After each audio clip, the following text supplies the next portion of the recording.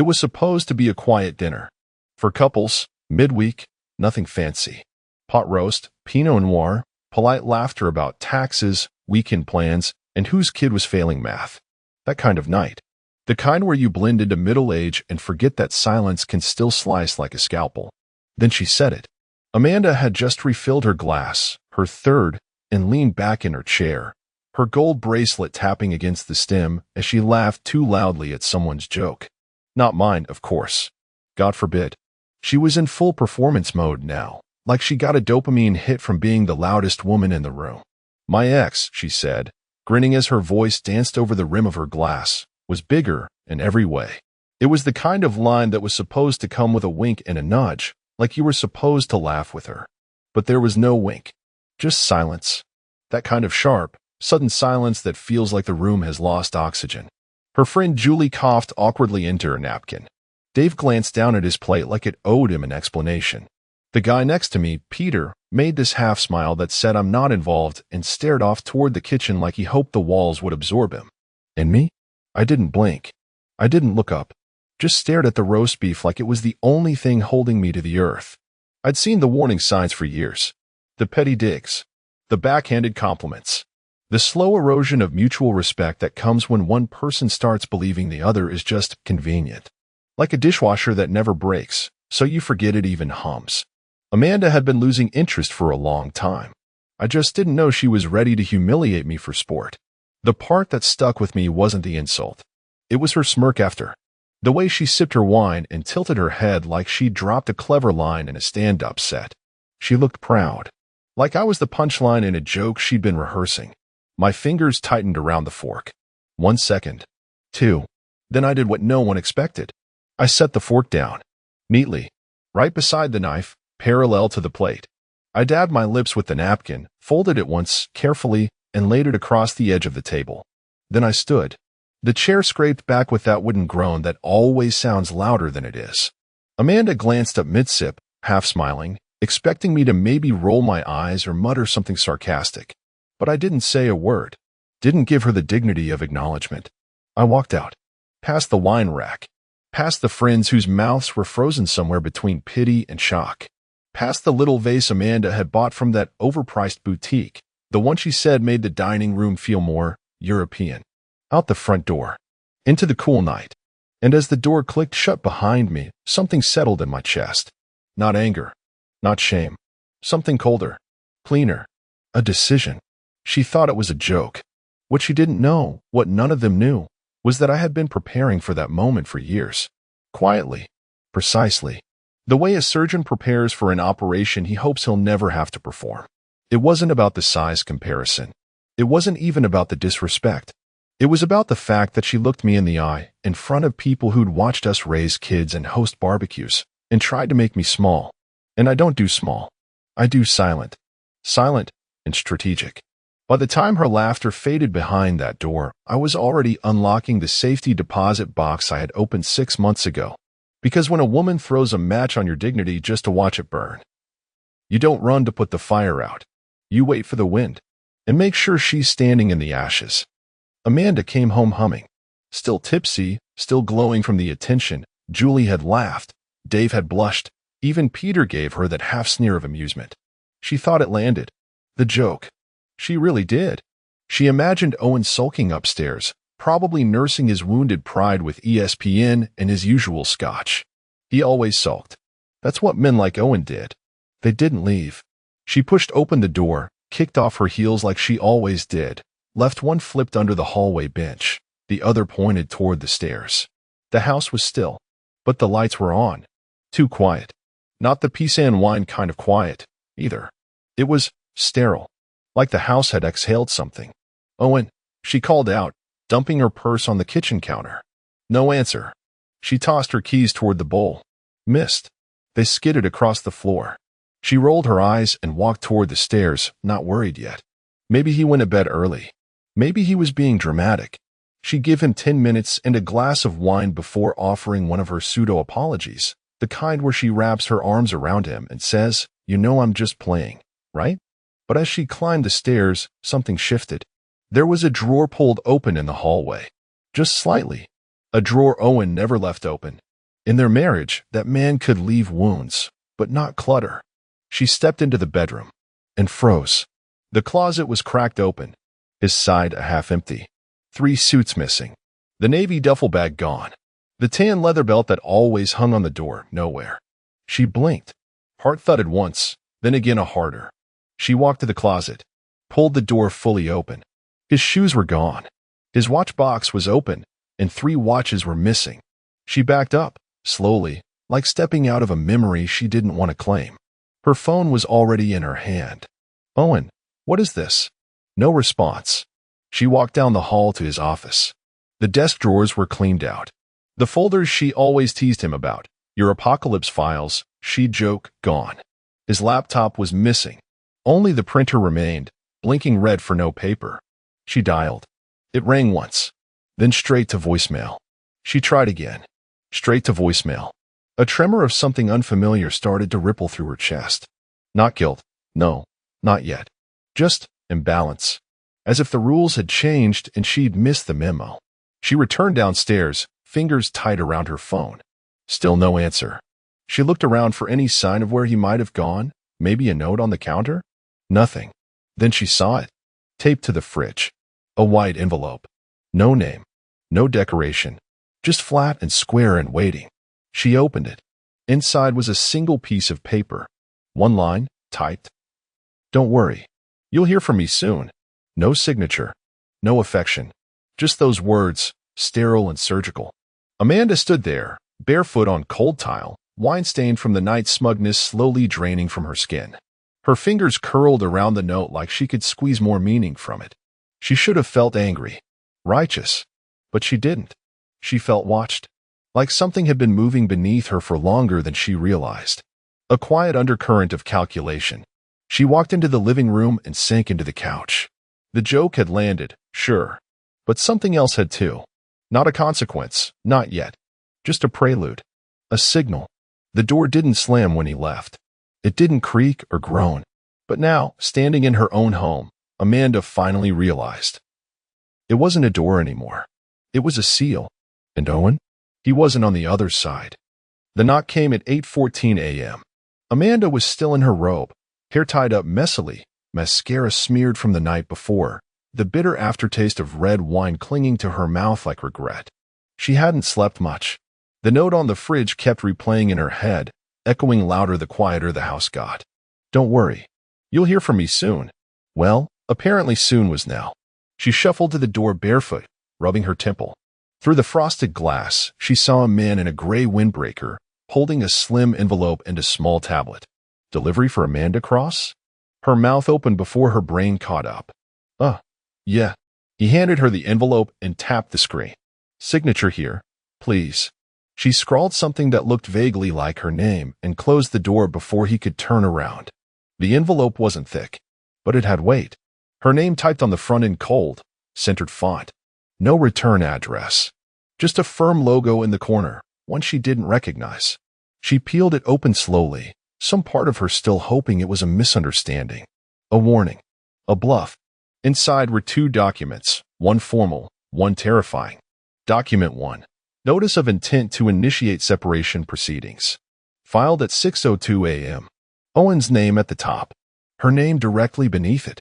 A bullet point list under immediate actions. Formal separation request filed.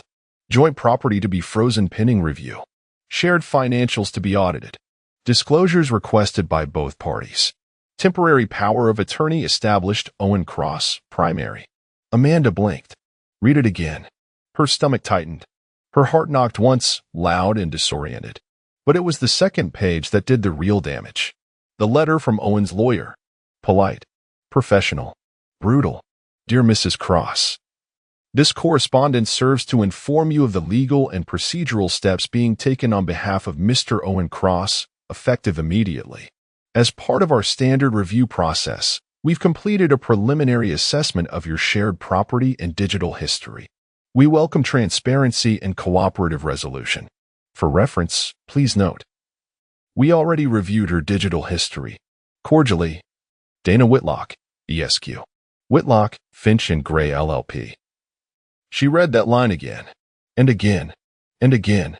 We already reviewed her digital history. Her throat went dry. She stared at the phrase like it had teeth. No accusation. No elaboration. Just a quiet confirmation. The digital equivalent of a loaded chamber. Her hands began to sweat. She moved to the kitchen counter and slowly sat down. The documents in her lap, trembling now. A glass of water half full sat by the sink. She reached for it and spilled it. Digital history. He knew. She didn't even need to check. Didn't need to scroll through the WhatsApp threads or the burner Gmail she thought she'd been clever about. She knew what was in there. A flirtation with an old boyfriend that got too real. Screenshots she swore she deleted. Venmo payments labeled spa that weren't spa. The late-night hotel receipt she thought she could write off on her corporate card and hide in plain sight. How long had he known? And worse, how long had he waited? Amanda suddenly felt like the walls had shifted a few inches inward. She had always thought of Owen as passive. The kind of man who avoided confrontation, who played the long game because he didn't know any other game existed. Turns out, she'd been right about one thing. He did play the long game. She just didn't know she was on the board. The digital history was the grenade. This letter? The pin, pulled quietly in mailed express. Amanda leaned back in the chair, the paper trembling between her fingers. He wasn't bluffing. He was building. And the walls were already cracking. She hadn't touched her laptop in 2 days. It sat there on the desk in the living room like a bomb Owen had left behind with the timer still ticking. Amanda walked past it half a dozen times, pretending she had no reason to be afraid of it. But she did. After the letter, we already reviewed her digital history. She didn't sleep. She barely moved. Just lay in bed as the sun shifted across the room like a silent metronome, ticking towards something she couldn't undo. By the afternoon of the second day, curiosity stopped being a temptation and became a compulsion. She opened the lid. The screen blinked awake. No password prompt. He'd removed it. That alone made her stomach twist. Owen was paranoid with passwords. Even their Netflix account had a 16-digit key phrase like springtulip_1986 plus a dot. She clicked into the file browser. It opened directly to a folder titled For Amanda. The icon pulsed like it was mocking her. She opened it. Inside were 3 subfolders. Messages, images, receipts. She stared at them for a long moment, her hand frozen on the trackpad. She clicked on messages first. A series of screenshots. WhatsApp, Signal, Telegram, all of them timestamped. The first one hit like a freight train. A message from Ben, the ex-boyfriend she'd reconnected with after running into him at her niece's wedding. She told Owen Ben was just a friendly face from college, that they had talked about life and aging and how hard marriage could be. Apparently, Owen had seen more than that. You ever think about what would have happened if you'd picked me instead? All the time, she'd replied, You're just a better man, Ben. I hate that I have to lie to myself about that. Her breath caught in her throat. She clicked the next one. He doesn't even notice anymore. I could sleep with you tomorrow and he'd think I was at Pilates. She clicked faster. Each screenshot was worse than the last. One message referenced the Marriott in Santa Clara, room 204, dated 2 years and 11 months ago. She remembered that day. She told Owen she was at a corporate training retreat. He'd kissed her forehead and packed her vitamin supplements in a plastic bag. She had slept with another man that night while Owen had texted her, Hope the seminar's not too boring. Love you. Amanda covered her mouth, like that could stop the nausea from rising. She backed out of the messages folder and opened images. There were only 5, but it was enough. Selfies she had sent to Ben. Some tasteful, some not. Her face was in 2 of them. Her wedding ring visible in 1. The file names weren't random. They were dated and organized. He hadn't just found them. He'd curated them. She opened the final folder, Receipts. There it was. Marriott Santa Clara, room 204. $192.77. Charged to a burner card. Name, Marilyn Crest. The alias she had used once for a yoga retreat, thinking she was clever. How had he? She shut the laptop, stared at it. It was a coffin now. Sealed, heavy, full of things she had buried and hoped no one would exhume. Amanda curled onto the couch, knees to chest. The weight of every small decision suddenly crashing down in perfect sequence. He didn't yell. He didn't accuse. He simply gathered. Waited. Prepared. She'd lived her life thinking she was smarter, that he'd never know, that even if he suspected, he'd never act. But Owen wasn't acting now. He was executing. And the worst part wasn't that he had all the proof. The worst part was that he didn't need her reaction. He'd already moved on. All that was left was letting her drown in it. Amanda didn't cry the next morning. She sat still at the kitchen table, fingers laced around a mug of coffee she hadn't touched. The steam had stopped rising hours ago. It just sat there. Like her. She'd replayed every text, every photo, every receipt in that damn folder. She didn't even know when he would have found them. She never left her laptop unattended, not really. Not during the bad years. She'd used VPNs, private browsers, deleted threads, changed aliases. She thought she'd covered it all, but Owen had outmaneuvered her. And not with fury, with foresight. So she picked up her phone. If she could just speak to him, hear his voice, remind him that they had a life, that this couldn't just be surgical. Maybe there was still a version of this story where he was angry, yes, but reachable. She called the direct line to his office, straight to voicemail. She hung up and dialed reception. "Hi, can I speak to Owen Cross?" The receptionist paused. "I'm sorry. Owen no longer works here." Amanda blinked. "Excuse me. He left the firm 2 weeks ago. Didn't he tell you?" Her mouth opened, closed. No, he didn't. "Apologies. I thought you might have known. Have a good day." Click. She sat back in her chair, pulse suddenly loud in her neck. 2 weeks ago? That wasn't possible. 2 weeks ago, Owen had kissed her cheek goodnight. 2 weeks ago, he'd brought home dry cleaning from his office after working late. 2 weeks ago, she had rolled her eyes when he got a 7 a.m. call and muttered something about Q3 forecasts. Her stomach coiled. She grabbed her car keys. The drive was a blur, white lines and muscle memory. She barely noticed pulling into the parking garage. She marched across the glossy tile floor of the corporate building, trying to steel herself with some thin layer of dignity. But the second she stepped up to the front desk, she knew it was real. The same receptionist, young, polite, tight-lipped, looked up. "I'm sorry, I already mentioned Mr. Cross left the company." It was a quiet exit. "A quiet exit?" Amanda asked. Her voice cracked on the word quiet. "Yes, he'd been preparing it for a while, from what I understand." Amanda leaned forward. "Preparing?" The receptionist glanced around, then lowered her voice. "He shut down his entire portfolio. Off-boarded clients. Transferred internal documents to a private server. Honestly, it was seamless. Like he'd planned it months in advance." Amanda staggered back. "Months?" She stepped outside, barely feeling the sun. The sound of a delivery truck backing up jolted her into stillness. Owen hadn't just walked out after her joke. He was never in anymore. 2 weeks ago, he'd already started the exit. She'd been living with a ghost. What else did she not know? What was he doing now? Where was he working? Had he even told their financial advisor? She pulled out her phone again. Called Greg, their guy at the bank. Voicemail. She tried Owen's brother Ethan. Also voicemail. The world was pulling inward. Every line she'd drawn to Owen was vanishing behind locked doors and full inboxes. The man she thought she married, the man she thought she humiliated with that dinner party punchline, was 10 steps ahead. No, 20. He hadn't just left the office. He'd left the life. And she hadn't even noticed the door closing behind him, because Amanda had been too busy laughing at her own joke to see the chessboard under her feet.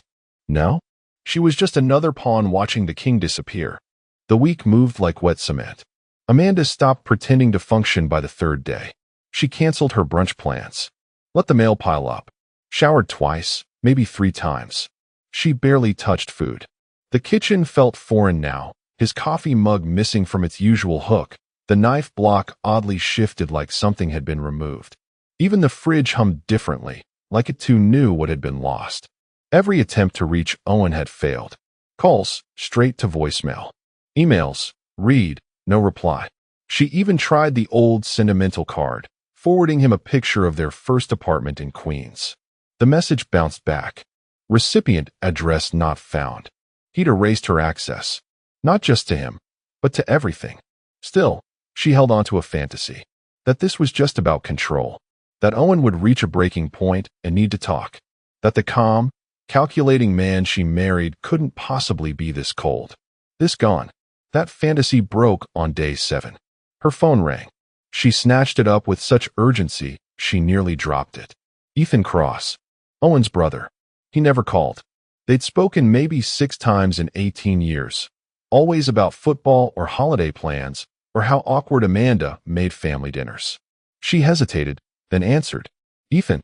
Silence on the other end. Just the sound of breath. A pause. Then, you embarrassed a man who spent 18 years protecting your dignity. His voice was low, even, but not calm. And now you wonder where he went. Amanda opened her mouth, but the line had already gone dead. The weight of those words knocked the air from her lungs. Protecting your dignity. Not his. Yours. She sank down onto the floor, phone still clutched in her hand. The realization bled in slowly, like ink in water. Owen hadn't stayed all those years because he was weak. He wasn't passive. He wasn't quiet because he had nothing to say. He was deliberate. He let her take the spotlight. Let her spin her little narratives. Let her paint herself as the misunderstood wife of the boring husband. He stood beside her at parties while she cut him down with playful jabs. He smiled when she made snide remarks about his hobbies, his clothes, his routine. He never fought, because he wasn't playing her game. He was building his own. And now, looking back, it was so obvious. He'd changed his passwords 6 months ago. New IT protocol, he said. He'd asked odd questions at dinner, about her phone habits, whether she used iCloud, how long old messages stayed archived. He'd taken a sudden interest in estate planning, updated the trust, rewrote the will, transferred the house title. She signed it without reading, because it was just paperwork. Owen wasn't reacting to her betrayal. He'd been preparing for it. Amanda sat motionless on the cold hardwood floor, her breathing shallow.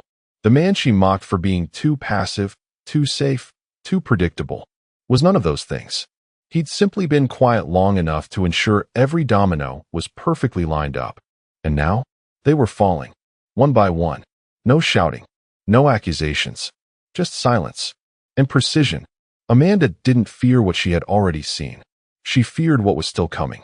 Because if Owen could dismantle 18 years with a single week of silence, what else had he built while she wasn't looking?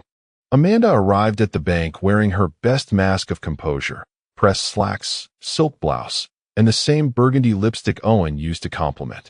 Not because she wanted to look good, but because she needed to look in control. That illusion cracked within minutes. "I'm sorry, Mrs. Cross," the banker said, sliding the monitor slightly so Amanda could see the account summary. "This joint account is currently under freeze, pending legal separation protocol." Amanda stared at the screen. Her heart hiccuped in her chest. Pending what? The banker, mid-30s, overgelled hair, a tie too cheerful for what he was about to say, tried to keep a neutral tone. "There's a freeze on all disbursements and transfers. It was initiated by your husband's legal counsel 4 days ago. Under the terms of the preliminary filing, both parties' access is suspended until the court confirms division." She blinked. "That's our money." He nodded sympathetically. "Correct. But it's in escrow now." Amanda's throat went dry. She reached for her phone inside her bag. "Okay," she muttered. "That's fine. I still have the Amex." And the banker cut in gently. "Actually, I should mention, your shared credit accounts were closed 2 days ago. Both holders notified. Charges reconciled. Credit lines frozen until reassessment." Amanda's jaw locked. She opened her banking app. The Amex? Gone. Visa? Inactive. She scrolled fast, heat rising up her neck. She tapped into the savings account Owen had opened for emergency travel. Zeroed out. He drained it. Legally. She closed the app. Stood. "I need to speak to someone from the fraud department." The banker didn't flinch. "It's not fraud, ma'am. Your husband followed the proper channels." Amanda didn't hear the rest. Her ears were ringing. By the time she reached her car in the parking lot, her hands were trembling. She sat behind the wheel for a full minute, staring at her reflection in the rearview mirror. Her face looked thinner, older, like she hadn't slept in weeks. Because she hadn't. She pressed the call button for her lawyer, Dan Whitman, someone she used twice before for tax issues and once for a neighbor dispute. She'd never needed him like this. He picked up after 2 rings. "Dan, I need to know, can Owen do this? Freeze everything?" Drain the emergency savings? Transfer the damn car title? Dan hesitated. Amanda, I've reviewed the early filings. Everything he's done so far falls within legal bounds if he prepared for this ahead of time. Prepared? She snapped. You mean plotted? I mean documented. The savings account was in his name. The car was registered to him. He closed the cards as a primary holder. The account freeze followed court notification. It's airtight. Her mouth dried. She looked at the glove box. The car. Her car. She opened the center console, dug through the registration papers with frantic fingers. There it was. Name, Owen Cross. Not Amanda. He'd switched it. Quietly. Probably last time it was up for renewal. She'd signed something that day. He told her it was DMV junk. She never checked. Dan's voice returned, softer now. He's good, Amanda. Not just smart. Prepared. This was surgical. You didn't notice because he didn't want you to. Amanda's lip trembled. I didn't think he was capable of this. Dan sighed. Neither did I, when I first read it. But the trail goes back months. Maybe longer. Honestly, it's like he was building an exit strategy while keeping the lights on for you. Amanda hung up without saying goodbye. She sat in the silence of her car, surrounded by the illusion of things she once thought she owned. A house not in her name. A vehicle she no longer controlled. Accounts she couldn't touch. The life she built on Owen's steadiness was disintegrating in slow, deliberate folds. And now, all she had left was a phone with no one answering, and a seat in a war she never realized had started, until he'd already won the first half. Amanda lit the candles herself. 2 at the center of the table, the tall kind, white, expensive, thin as excuses. She'd set out the nice cutlery, the ones they never used because Owen always joked they made the food taste like obligation. The wine was decanted, the playlist soft and curated. She even reheated the same mushroom risotto recipe Owen used to make on Friday nights. It smelled like nostalgia and desperation. 6 places. 3 couples. She paced the hallway as 6:30 crept past. She'd invited Julie and Dave, old friends from the gym. Peter and Lydia, who'd gone on a ski trip with them back in 18. And Greg and his husband Andrew, who knew both sides but had always leaned more toward Amanda. She wasn't trying to salvage the marriage tonight. That ship had left port and burned the dock.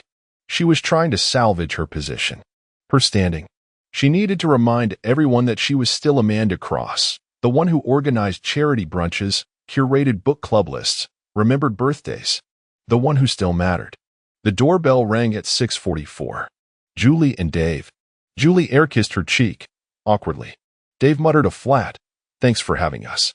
He didn't meet her eyes. They sat stiffly on the couch as Amanda poured them wine. Lydia and Peter arrived 10 minutes later. No hugs. Just nods. The 6th place stayed empty. Greg and Andrew never showed. Amanda texted, running late. No reply. She moved the empty place setting into the kitchen, heart sinking as she pretended not to notice the silence in the living room. The conversations felt brittle. Julie talked about her son's braces. Lydia mentioned refinancing. Dave scrolled his phone more than he sipped his wine. Every time Amanda tried to steer things back to normal, funny anecdotes, gossip, even a harmless dig at the HOA, something about the table resisted. It was like a party held in a cemetery. The elephant in the room wasn't just present, it was wearing Owen's cologne. When Amanda brought out the food, she laughed a little too loud. Hope you're hungry. I actually followed Owen's old risotto recipe. Remember the one he always insisted had to be stirred counterclockwise? Nobody smiled. Julie cleared her throat and said, "Yeah, he made that for Lydia's birthday once. That was a good night." Amanda froze. That night had been her idea. She'd shopped, cooked the sides, even picked the damn flowers. But all anyone remembered was his risotto. As the meal stretched on, the gaps between words widened. Eventually, Peter stood. "We should head out. Early morning tomorrow." It wasn't even 8:30. Julie followed, grabbing her coat from the hook without Amanda offering. "We'll catch up soon," she said. But her voice was thin, like a postcard signed out of obligation. Amanda walked them to the door, offering each a goodbye hug that was returned with half-hearted arms. As the door clicked shut, she heard something. A whisper. A voice. It was Lydia, just before the car door closed. She humiliated him. What did she expect? Amanda stood there for a long time, hands still resting on the doorframe. The scent of mushroom and thyme lingered in the air like the perfume of a ghost. She walked back into the dining room. Empty chairs, half-full wine glasses. The risotto untouched on one plate, already going cold. She sat down in Owen's old spot, stared at the plate across from her, and for the first time, really understood. This wasn't just about losing a husband. She was losing everyone. No one wanted to be in the blast radius. Because Owen hadn't just left. He elevated. He disappeared with grace, and now everyone was wondering how long they'd been wrong about him. About her. Amanda picked up her fork, took one bite of the risotto, and dropped it. It tasted like ash, and silence, and a table she no longer deserved to set. The conference room was colder than it needed to be. Not freezing, just sterile, like a surgical theater. Frosted glass, brushed steel handles, water bottles with labels she didn't recognize. Amanda sat across the table from Owen's attorney, Dana Whitlock, who looked like she'd been carved out of glacier and ambition. Her own lawyer, Dan, sat beside her, awkwardly paging through his leather folio like he was searching for a magic clause that would make this easier. No one was smiling. Dana opened her briefcase, removed a folder with Owen's name embossed in black on the tab, and slid it across the table with the same finality as a death certificate. "Your copy," she said. As discussed. Amanda didn't reach for it. She stared at it like it might explode. Dan nudged her gently. She opened the folder. 4 pages. Neatly printed. No margin for error. The house, to be sold, with proceeds split 60/40ths, Owen's favor. No alimony. No spousal support. Mutual asset liquidation. Joint possessions pre-distributed, with listed documentation. Amanda to vacate the property within 45 days. It was clean, precise, cruel in how reasonable it looked on paper. Dan cleared his throat. These terms are aggressive, but not without precedent. Amanda's hand trembled. 60/40? He's the one who left. Dana folded her hands, unbothered. He also funded the mortgage, paid off your law school debt, and documented all major household purchases in his name. The court will recognize the imbalance. He's not punishing you, Mrs. Cross. He's simply declining to subsidize you any longer. Amanda looked at her, stunned. Subsidize? Dana didn't blink. You had discretionary access to finances for nearly 2 decades. That's now ended. You're not being punished. You're being separated. Amanda's fingers curled into fists on the table. Dan leaned in, whispering, "You don't have to sign today." Amanda didn't answer. She stared at the line near the bottom. No alimony. For 18 years, she'd given up promotions to follow Owen's transfers.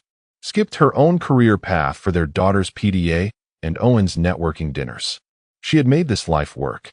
And now she was being handed an exit slip like an employee caught stealing staplers. She looked up, her voice shaking. "What if I refuse?" Dana didn't smile, but her eyes flickered. "Then we go public." Amanda's heart thudded. "What does that mean?" she asked, quieter now. Dana gently slid a second, sealed envelope across the table. "We file discovery. Your full communications archive enters the record. Screenshots, receipts, depositions from Mr. Wallace, Mr. Taylor, and, if necessary, Mr. Benjamin Riker." Amanda's skin went cold. Ben Riker. He wasn't just an old fling. He was a partner at a firm that shared clients with Owen's company. Their affair, if dragged into court, wouldn't just destroy Amanda's image, it would burn bridges. Professional ones. Social ones. Family ones. "I don't think that's necessary," Dan said quickly, eyes darting between the women. Amanda looked at Dana. "Is he doing this to humiliate me?" Dana cocked her head slightly. "No. If he wanted to humiliate you, this would already be on public record." Amanda looked down at the folder again. There were no insults inside. No venom. Just a clean incision. Legal, bloodless, final. Owen didn't want revenge. He wanted freedom. And he'd already walked most of that road. This was just the toll gate. Amanda reached for the pen. Her hand shook as she signed the first page. The pen hovered over the second. And suddenly the room felt very, very small. Because this wasn't just a legal meeting. It was a funeral. And she was the only one mourning. The cafe was too quiet. Not the usual kind of quiet. No gentle chatter, no clinking cups. Just the low hum of an espresso machine in standby mode, and the tick of a wall clock that seemed to grow louder the longer Amanda sat there. She wore a soft beige coat, makeup subtle, hair neat. The kind of presentation women default to when they don't want to look like they're trying, but need to. She checked her phone. Again. 3:02 p.m. He was late, which was odd. Owen had never been late. Not once in 18 years. Not to birthdays, not to dental appointments, not even to that soul-killing in-law dinner she made him attend when he had the flu. She'd spent 2 full days working up to this. She wasn't coming to beg. Not exactly. Just to talk. Apologize. Try to stitch together something resembling closure. Or at least clarity.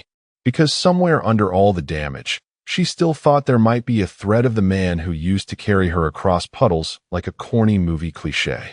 The man who hand-labeled Tupperware before business trips so she'd never starve in sorrow. But at 3:07, the door opened. And it wasn't Owen. It was Dana Whitlock. In the same glacial blazer as last time. Tablet under her arm. No expression. Amanda's throat tightened. Where's Owen? Dana sat down calmly, not removing her coat. He's not coming. Amanda blinked. He agreed to this meeting. Dana nodded. He agreed to let me deliver something. That was all. A pause. Amanda looked down at her hands. Her nails were manicured, French-tipped, shaking slightly. This wasn't supposed to be this, she said softly. We weren't toxic. We weren't like other couples. Dana tilted her head. You're right. You weren't. Owen never screamed. Never cheated. Never controlled. He just adapted. Amanda bit her lip. He used to look at me like I was the whole room, she whispered. Dana didn't respond. Amanda's eyes darted toward the window. A young couple walked by, laughing, sharing a milkshake. She could almost hear Owen's voice, teasing. That's a $7 straw, you know. You better marry him now. Is he happy? She asked. Dana leaned forward. Not smug. Not cruel. Just final. Then, quietly, 6 words. He forgave you. He outgrew you. Amanda's mouth parted slightly, but no sound came. Her stomach dropped, not in pain, but in recognition. Because for the first time, she understood. This wasn't revenge. Owen hadn't scorched earth. He'd just moved beyond it. She wasn't being punished. She was being left behind. And maybe that was worse. Dana stood, gathering her things. The documents will be filed Monday. You'll receive final notice by mail. Amanda didn't move. Didn't respond.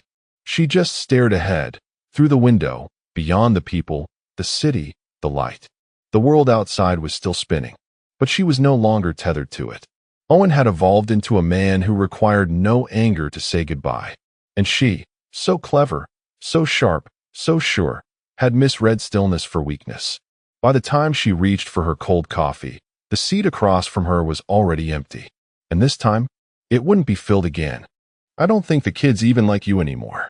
She said it between bites of asparagus, like she was commenting on the weather. Margaret didn't even look up from her plate. Just dropped it like a dead thing on the table, fork clicking the porcelain twice. Sharp. Precise. Surgical.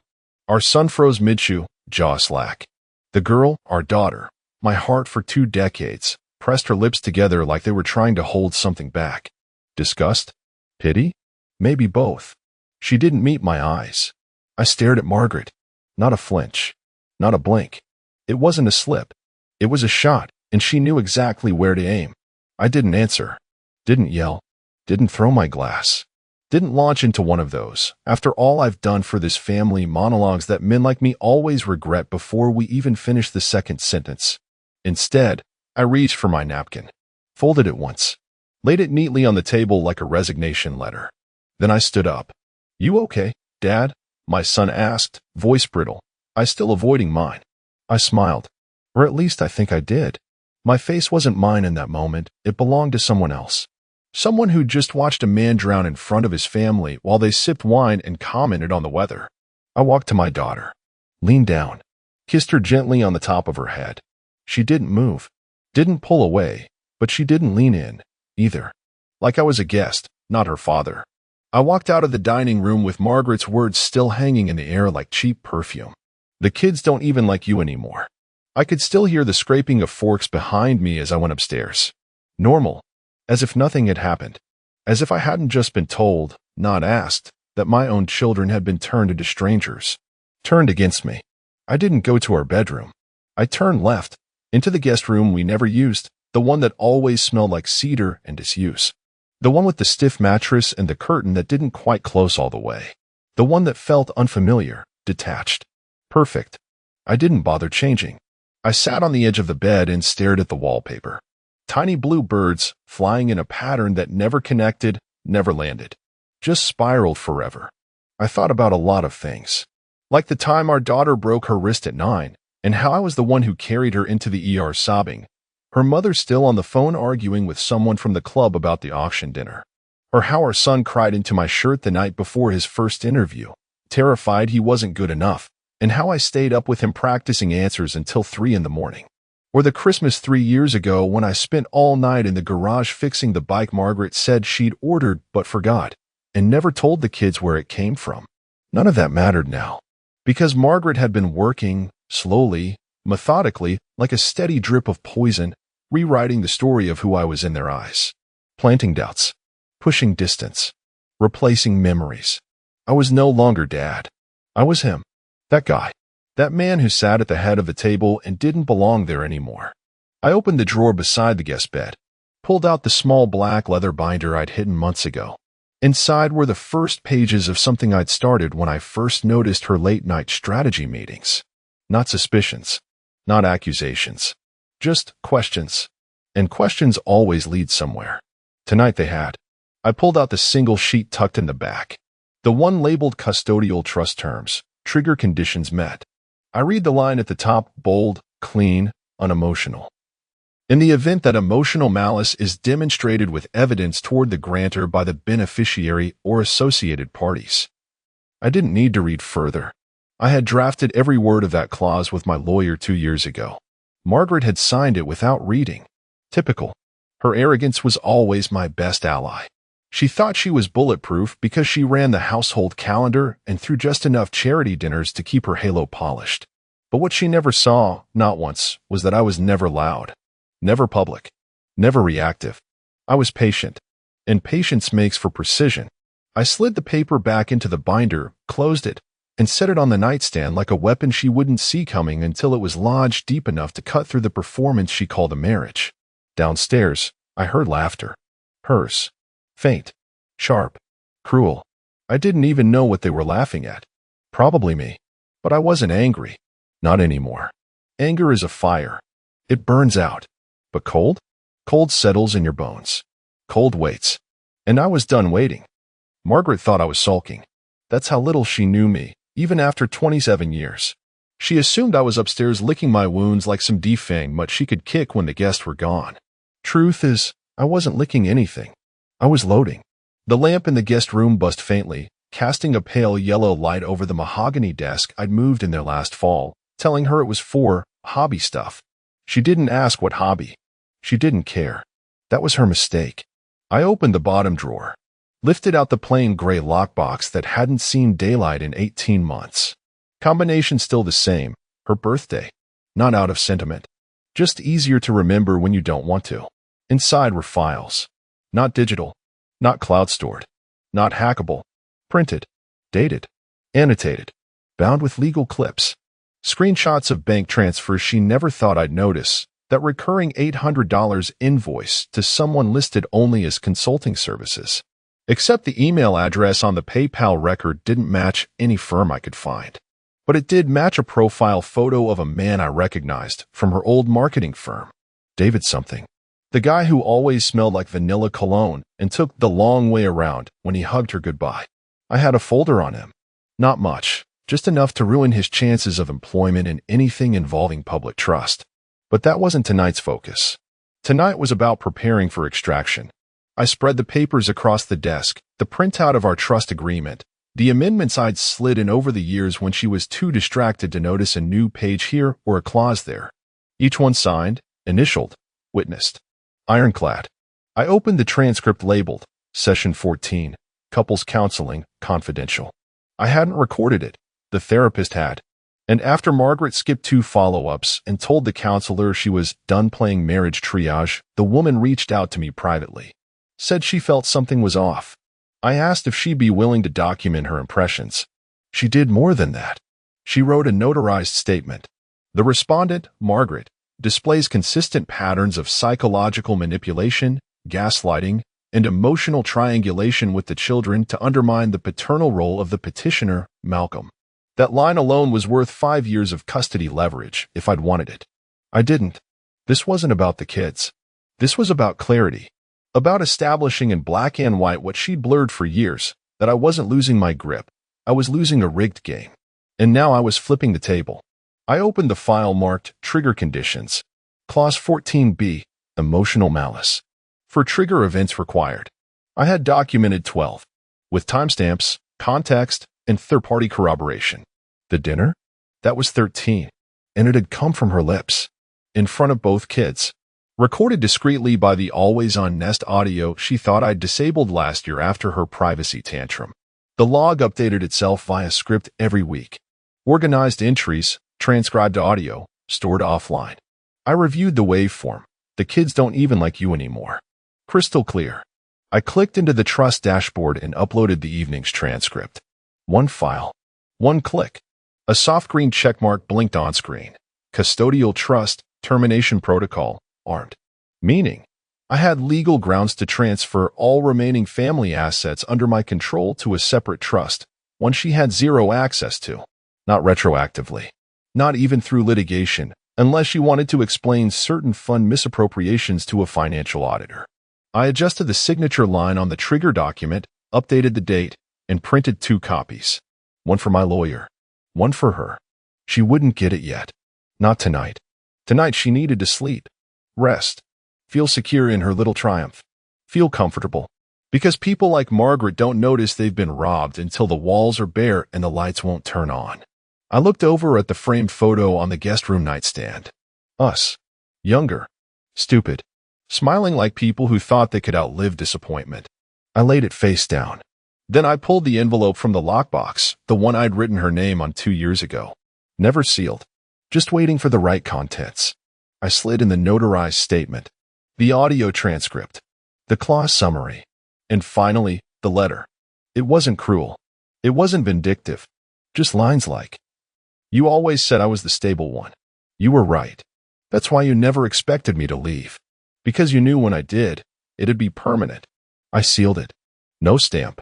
I'd deliver it myself. But not yet. Let her enjoy the illusion a little longer. Let her schedule her garden club. Let her think she'd scored some final, passive-aggressive victory by humiliating me in front of our children. Let her sip her wine and laugh in the kitchen with the man she used to call just a friend, while the floor beneath her quietly rotted away. Because that's what rot does. It's quiet. Until it isn't. It didn't happen all at once. No big, dramatic betrayal. No slammed doors or screaming matches with the kids. Just erosion. Quiet. Relentless. Like water dripping under a foundation, warping everything until the cracks finally showed. It started, I think, with the text messages. Margaret had a way of talking to the kids like she was one of them. Their cool mom. Emojis. Inside jokes. Constant back-channeling. While I'd send a text asking how their classes were going and get a one-word answer, she'd be sending gifs of cartoon raccoons and laughing at things I wasn't even invited to understand. I only saw a fraction of it by accident. One morning, Margaret had left her phone on the charger in the kitchen. I wasn't snooping. I was grabbing coffee when the screen lit up. A message from our daughter popped up. "He's in one of his moods again?" Margaret replied. "Of course. You know your father. Emotionally constipated since '92. There was a heart emoji after it. It was the first time I realized the conversations I thought we were having as a family were being quietly edited behind the scenes. Margaret was always good with words, not in an intelligent way, but in that subtle, twist the knife and smile while you do it kind of way. She never outright trashed me. That would have been too obvious. No, she just reframed me, bit by bit, over years. When I missed our son's soccer tournament because I was at a client's site closing the largest deal of my career, she told him, "Well, your father has always prioritized his work." When I suggested our daughter take out a small loan herself, just to build credit and learn how interest works. "Don't worry, sweetie. I'll help you. Some of us believe in investing in our children." Funny thing is, I did help. Both of them. They just never knew. The student loans? All of it paid. Quietly. anonymously, through a separate account I created using a third-party financial service so it wouldn't look like it came from me. I didn't want credit. I just wanted them to have a clean start. I wanted to help without it becoming a favor I'd one day hold over their heads. I'd seen my own father do that. I swore I never would. Margaret turned even that into ammunition. One night, 2 years ago now, I walked past our daughter's room. She was home from college. Door cracked just slightly. Margaret was sitting on the edge of her bed, whispering, "He just doesn't get it anymore, sweetie. He's old school. Cold. That's how men were back then. They think buying things is love." I froze in the hallway. "He means well," she added, almost as an afterthought. But meaning well isn't the same as being there. That one sank deep. Because I had been there. Not in the Instagram happy family way Margaret paraded around, but in the actual, in the trenches sense.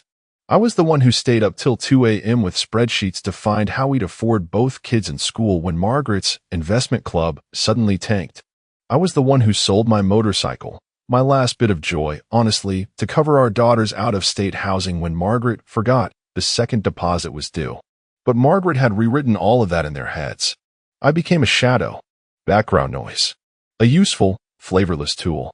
I remember when our son stopped calling me Dad. Not out loud, he still said it. But the tone changed, became formal, like he was speaking to a man who handled maintenance requests, not someone who used to build pillow forts with him on Sunday mornings. He stopped asking me for advice, stopped showing me his projects. I found out he got into grad school from a forwarded email Margaret had CC'd me on. Her subject line, "Our brilliant boy does it again." I was copied in. That's what I was to them now, an email CC. There was a dinner, last year, when it really landed. We were all out, some Italian place Margaret liked, the kind with overpriced salads and servers who pretend they're actors. The kids were home for the holidays. I made a joke. Something dumb. Self-deprecating. And they both laughed at me. Not with me. I saw it on their faces. That cold amusement that says, "This guy has no idea we've moved past him." Margaret noticed. And smiled. Not with teeth. Just the corners of her mouth, like she'd finally landed the long con. Like it wasn't enough to win, she wanted witnesses to my loss. She wanted them on her side, nodding along as she erased me in real time. But the part that still choked something tight in my chest? They let her. Not out of malice. But because she made it easy. Because love, real love, is quiet, patient, boring. It doesn't send gifts. It doesn't gossip. It doesn't weaponize affection like a loyalty card. It just shows up. And she made showing up look like nothing. I closed the last folder that night, set it on the desk, and stared at the wall. I wasn't angry at my kids. Not really.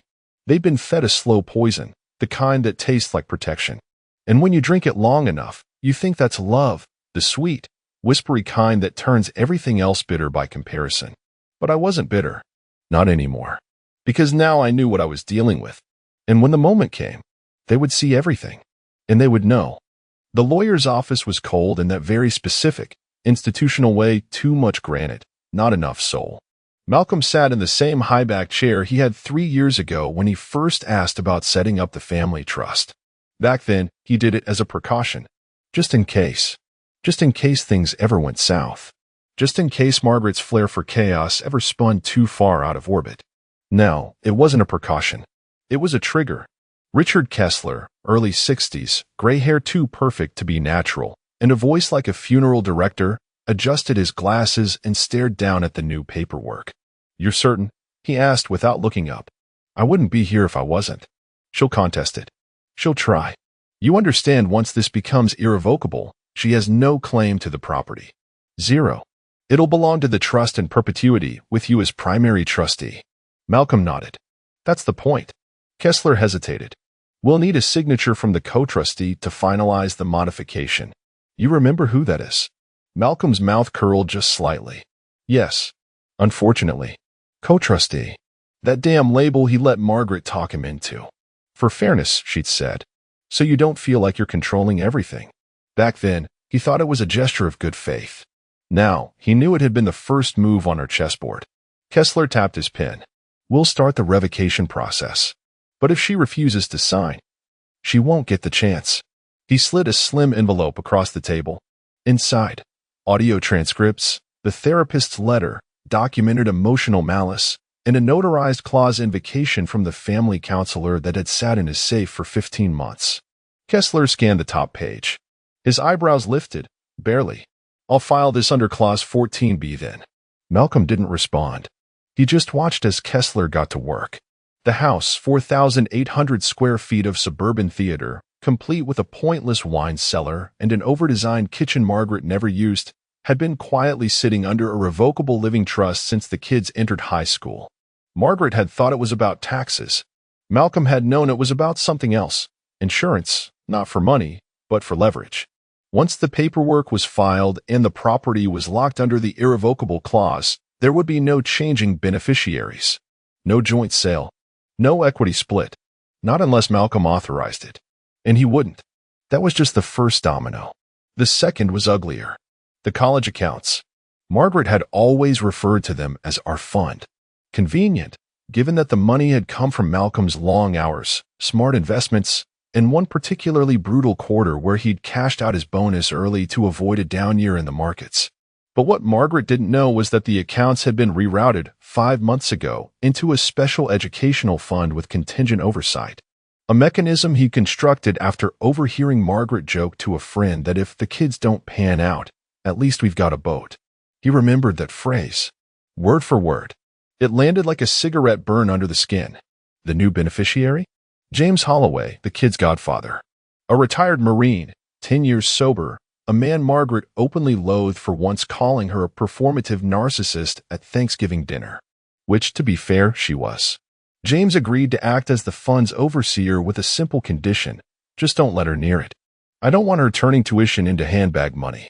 Malcolm agreed. The accounts were protected now, untouchable, but not invisible. Which is why, 2 days later, Malcolm sat in the downtown branch of Willow Bay Credit Union across from a tight-smiled bank manager named Chelsea who had clearly just Googled how to handle difficult clients. She was stalling. "I understand your concerns, Mr. Palmer, but these freezes usually require joint sign-off, especially when the spouse is listed as a secondary custodian." Malcolm didn't raise his voice, didn't frown. He simply reached into his briefcase, pulled out the laminated trust clause summary, and placed it on the table like a royal flush. Chelsea skimmed it, blinked. "I'll need to run this up to compliance." "Do that." "And I can't guarantee it." "I can.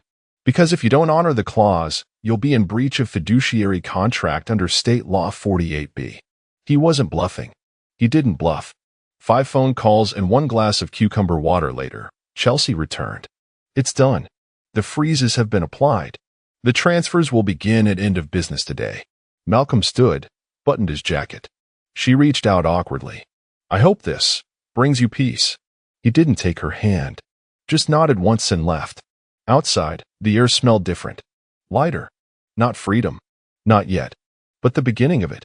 He passed a bus stop, watched a young father lift his daughter onto the bench. The little girl giggled, wrapped her arms around his neck. Malcolm looked away, not out of sadness, but out of certainty. Because unlike Margaret, he wasn't trying to erase history. He was making damn sure it couldn't repeat. The basement was always Margaret's territory. Not in the functional sense, she never touched the furnace or the breaker box, but in the performative, curated way she did everything. It was her yoga and wellness space, though I'd never seen her do anything more than sip cucumber water and post photos of candles with hashtags like #centerwife. Still, every time I passed that staircase, I heard something. Not footsteps. Voices. At first, I told myself it was the HVAC echoing from the vents. But voices don't flirt. HVAC doesn't say, "You're the only one who gets me." The whispers started after 10 p.m., always after the kids were asleep or away. Margaret had a habit of making tea before bed, which apparently required a half hour in the basement with the door barely shut. So 3 weeks ago, I planted a device. Nothing fancy. Not James Bond. Just a passive audio recorder mounted behind a fake outlet plate near the treadmill she never used. Synced wirelessly to my offline drive. Timestamped. Automatic backup. It recorded 5 hours a night and looped every 3 days.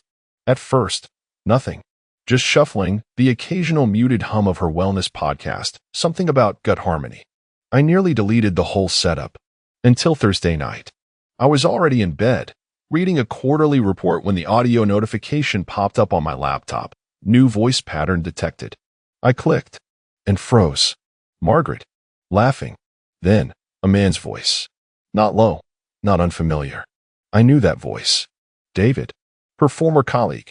The one who used to stop by to help with her fundraising strategy and always seemed to linger a little too long by the wine rack. I hadn't seen him since the firm's holiday party 3 years ago, the same party where I caught him pressing his hand to Margaret's lower back just a bit too long, too familiar. She brushed it off back then, said I was being territorial. Now, I listened to her whisper to him through the speakers of my laptop while she paced the basement with a glass of wine. He still thinks the kids like him. Then laughter. His and hers. Malcolm is just slow emotionally. He's so easy to spin. I hit pause. Easy to spin. Like I was some aging satellite, spiraling gently around the lies she fed me over the years. They talked for 11 minutes. About the timeline, about how much longer she could play along, and the part that actually turned my stomach, about my daughter's boyfriend, and how she'd make sure the kid knew who actually paid for that apartment. Margaret chuckled. I can't tell her it was Malcolm. That ruins the narrative. Let her think I handled it. Let her think. Let them all think. I sat there for a full 10 minutes after the audio ended, watching the playback bar sit at the end like it was mocking me. My hand didn't shake. I didn't throw the laptop. I didn't even sigh. I just opened a folder called Legal Backup, Phase 2, and dropped the audio file in. Then I renamed it. Evidence_manipulation_confirmed_5-12-25.mp3. I opened another tab, typed out a timestamp transcript. Each quote, each pause. Labeled, numbered, cross-referenced with the calendar. A lawyer's wet dream. I knew how this game worked. Margaret didn't realize I'd grown up around liars, polished, church-smiling, money-waving manipulators. I knew their tempo, their scent. She thought she was orchestrating a slow fade, but she was leaving fingerprints all over the piano. By the time I was done, I had 4 more audio segments queued and clipped. The second one included a gem from David. So when's the payout coming? You said once the trust is locked, it's a matter of weeks. Margaret. He's got no fight left in him. You should have seen his face when I told him the kids don't even like him. That broke him. They both laughed. David again. Well, let me know if he croaks early. I like early payouts. At that, something inside me calcified. Not rage. Not revenge. Precision. I backed up the files twice. One copy went to a USB stored in a fireproof box under my workshop bench. The second? Sent to a secure email I created 6 months ago, disguised as a dead file-sharing business. No one knew it existed. As I closed the laptop, I glanced at the small family portrait on my desk, the last one we took before the kids left for college. I looked like a man trying not to blink. Margaret had her hand on my chest, her smile rigid. I turned the frame down. Then I turned out the light. Because now, the whispers weren't just whispers. They were evidence. And soon, they'd speak louder than any lie Margaret had ever told. It arrived on a Tuesday morning, the kind of aggressively normal weekday where Margaret thrived. Blouse ironed crisp, hair pulled into her strategic bun, a latte in one hand, passive-aggressive smile loaded and ready. Her office at the real estate firm sat on the 4th floor with a partial view of the lake, which she used in exactly 2 ways: Instagram photos and making sure her assistant never forgot who had the corner. The envelope was already sitting on her desk when she walked in. No sender. No markings. No courier info. Thick. Heavy. Not the kind of envelope you ignore. She frowned, suspicious but curious. Her assistant swore up and down it had just been there. Margaret turned it over. No seal. Just one thin piece of matte red string tied around a thick black clasp. She pulled it open. First thing inside, a single page, neatly centered, with Malcolm's initials at the bottom. As of May 14th, this marriage is no longer contractual, financial, or emotional in nature. What follows is not vindictive. It is simply balance. Beneath it, a stack of papers. Thick, heavy, final. The top packet was from Kessler and Howe, Malcolm's lawyer. It detailed the trust reclassification, stamped and time-logged by the court. Irrevocable. Non-negotiable.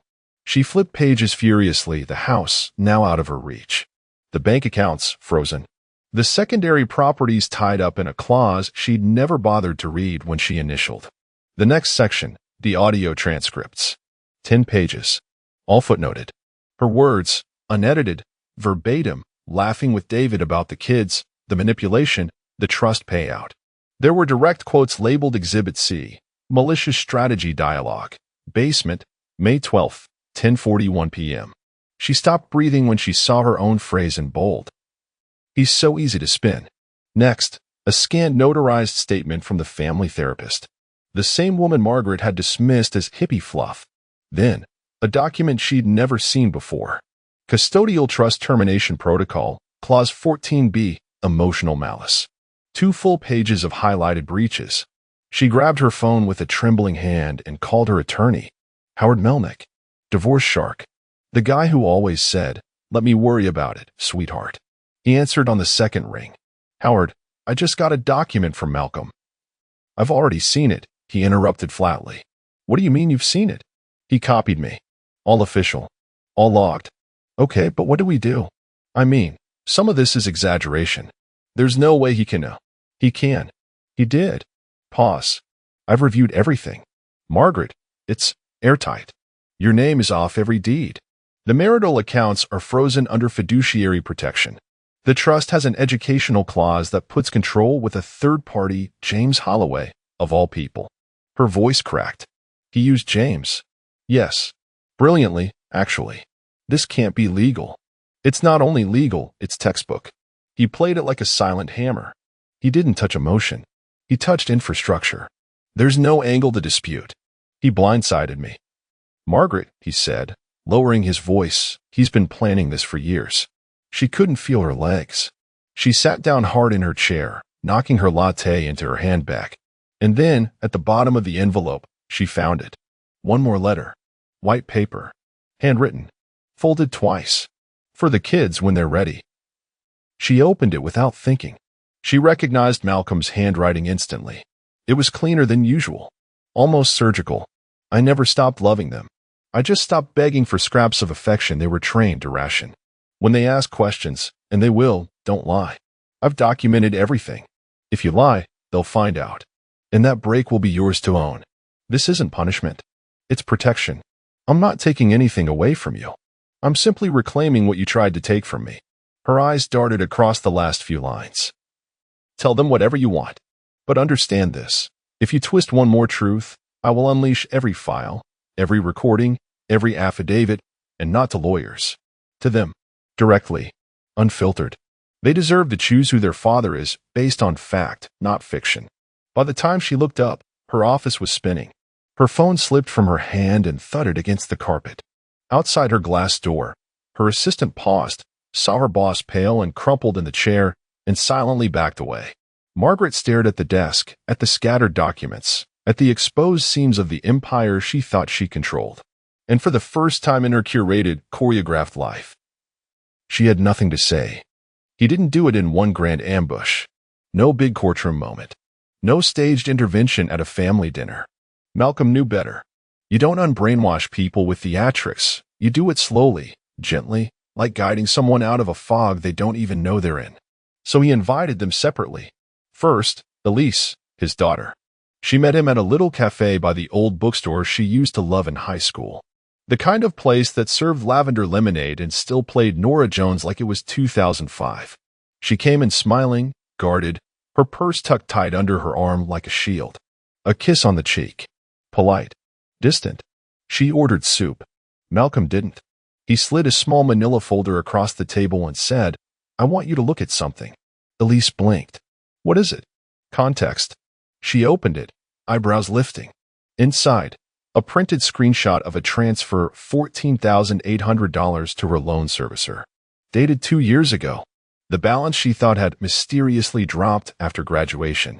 Next, a copy of the rental agreement for her first off-campus apartment. Signed by Malcolm through a shell LLC. Anonymous on paper. Protective in intention. Next, a birthday card.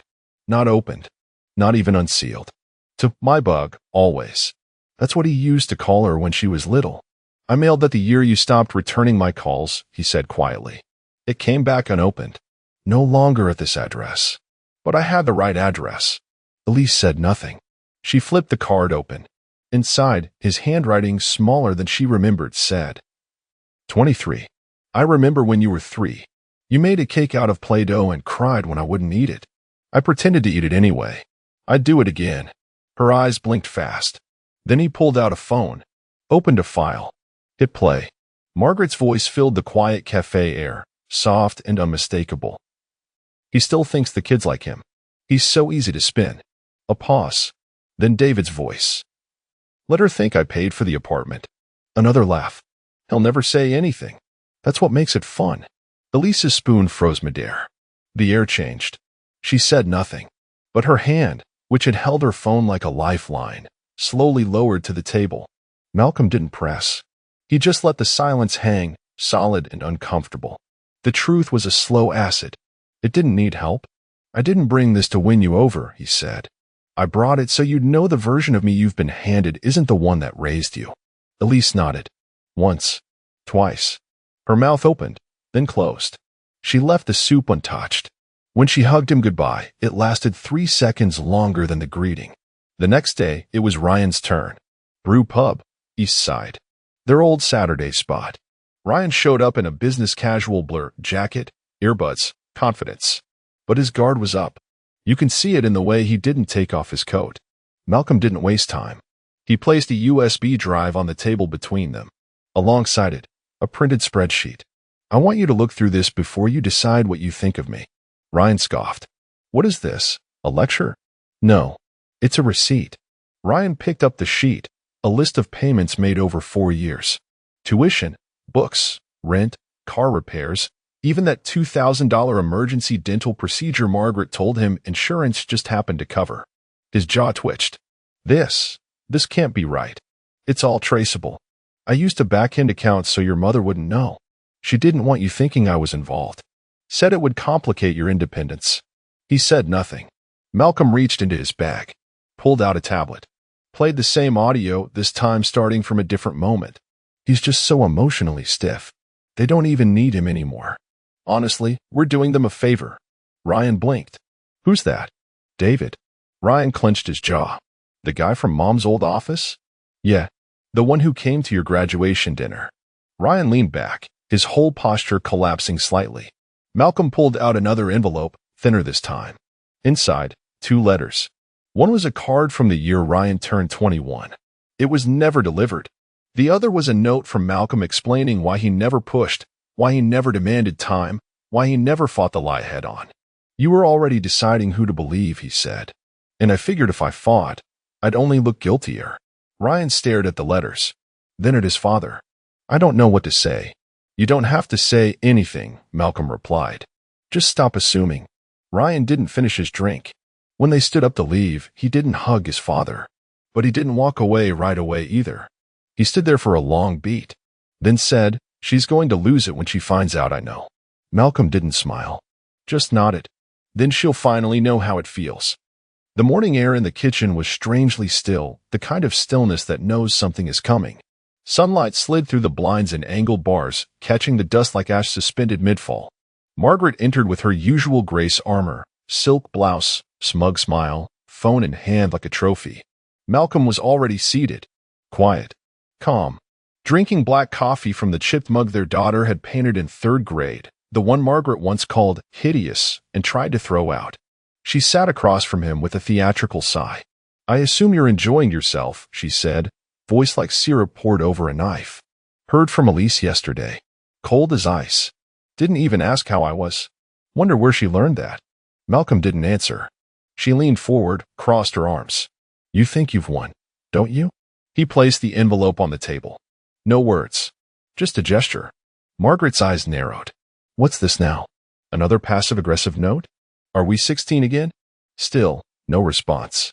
She tore the clasp, already smiling, probably expecting some emotional plea, a dramatic monologue, maybe a farewell letter she could mock in therapy.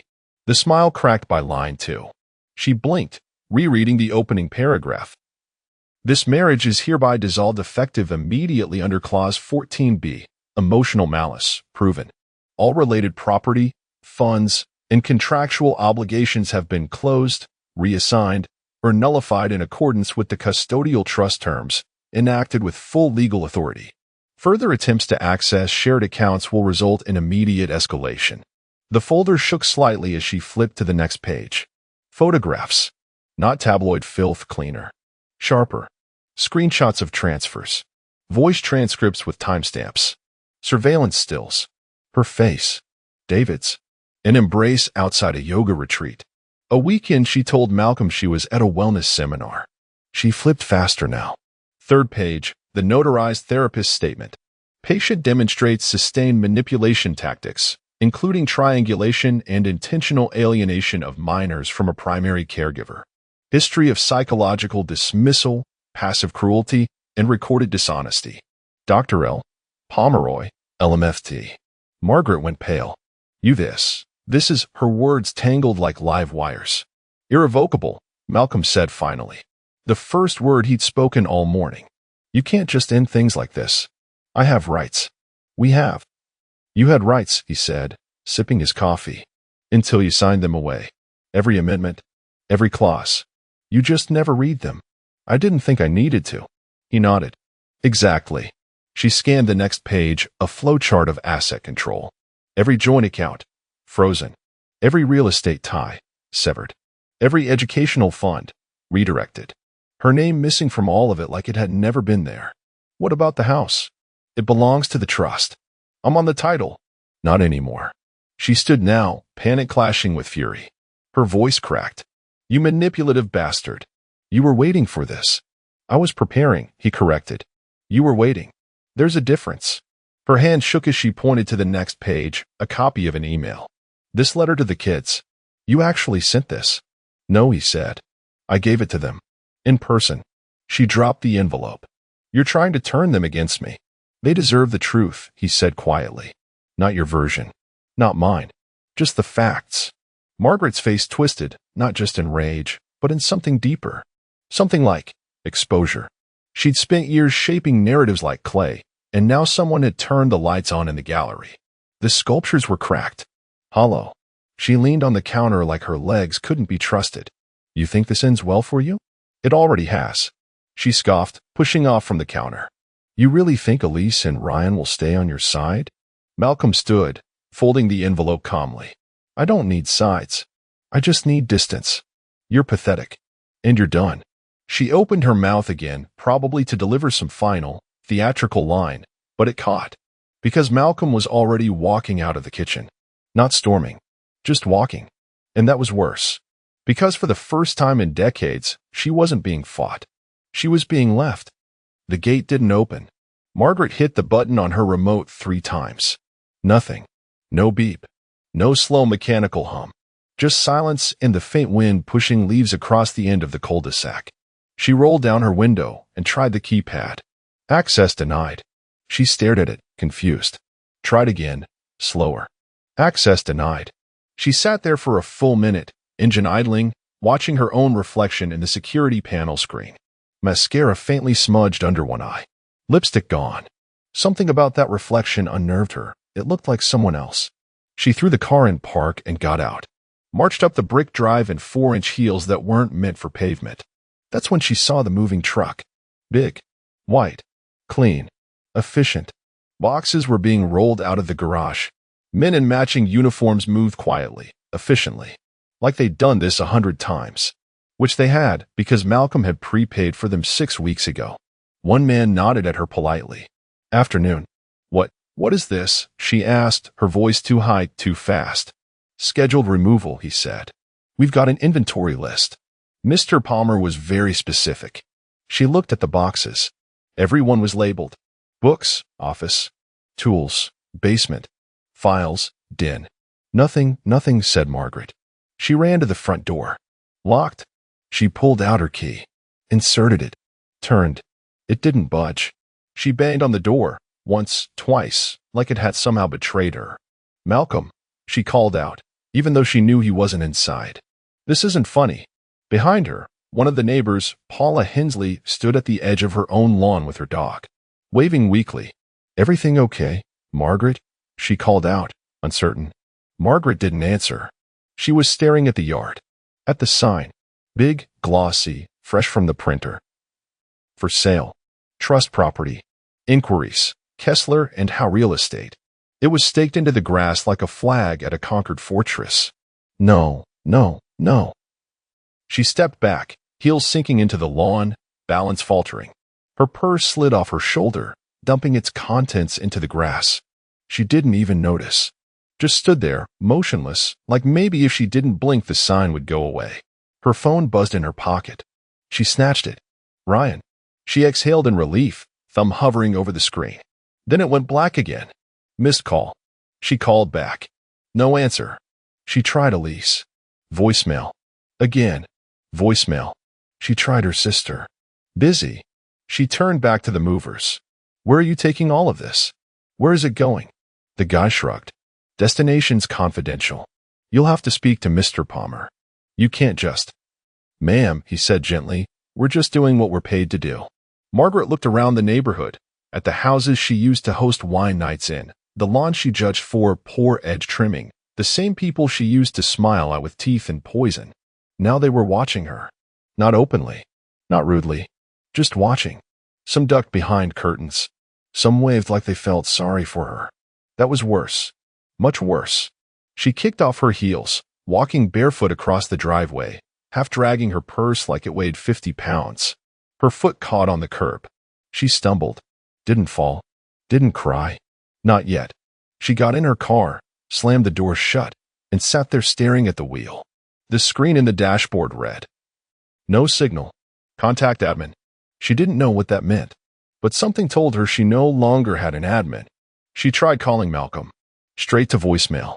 She screamed into the empty car, a full, cracked, feral scream, and slammed her palms against the steering wheel. Then silence. Again. She started the car. Drove. Mind blank, just gone.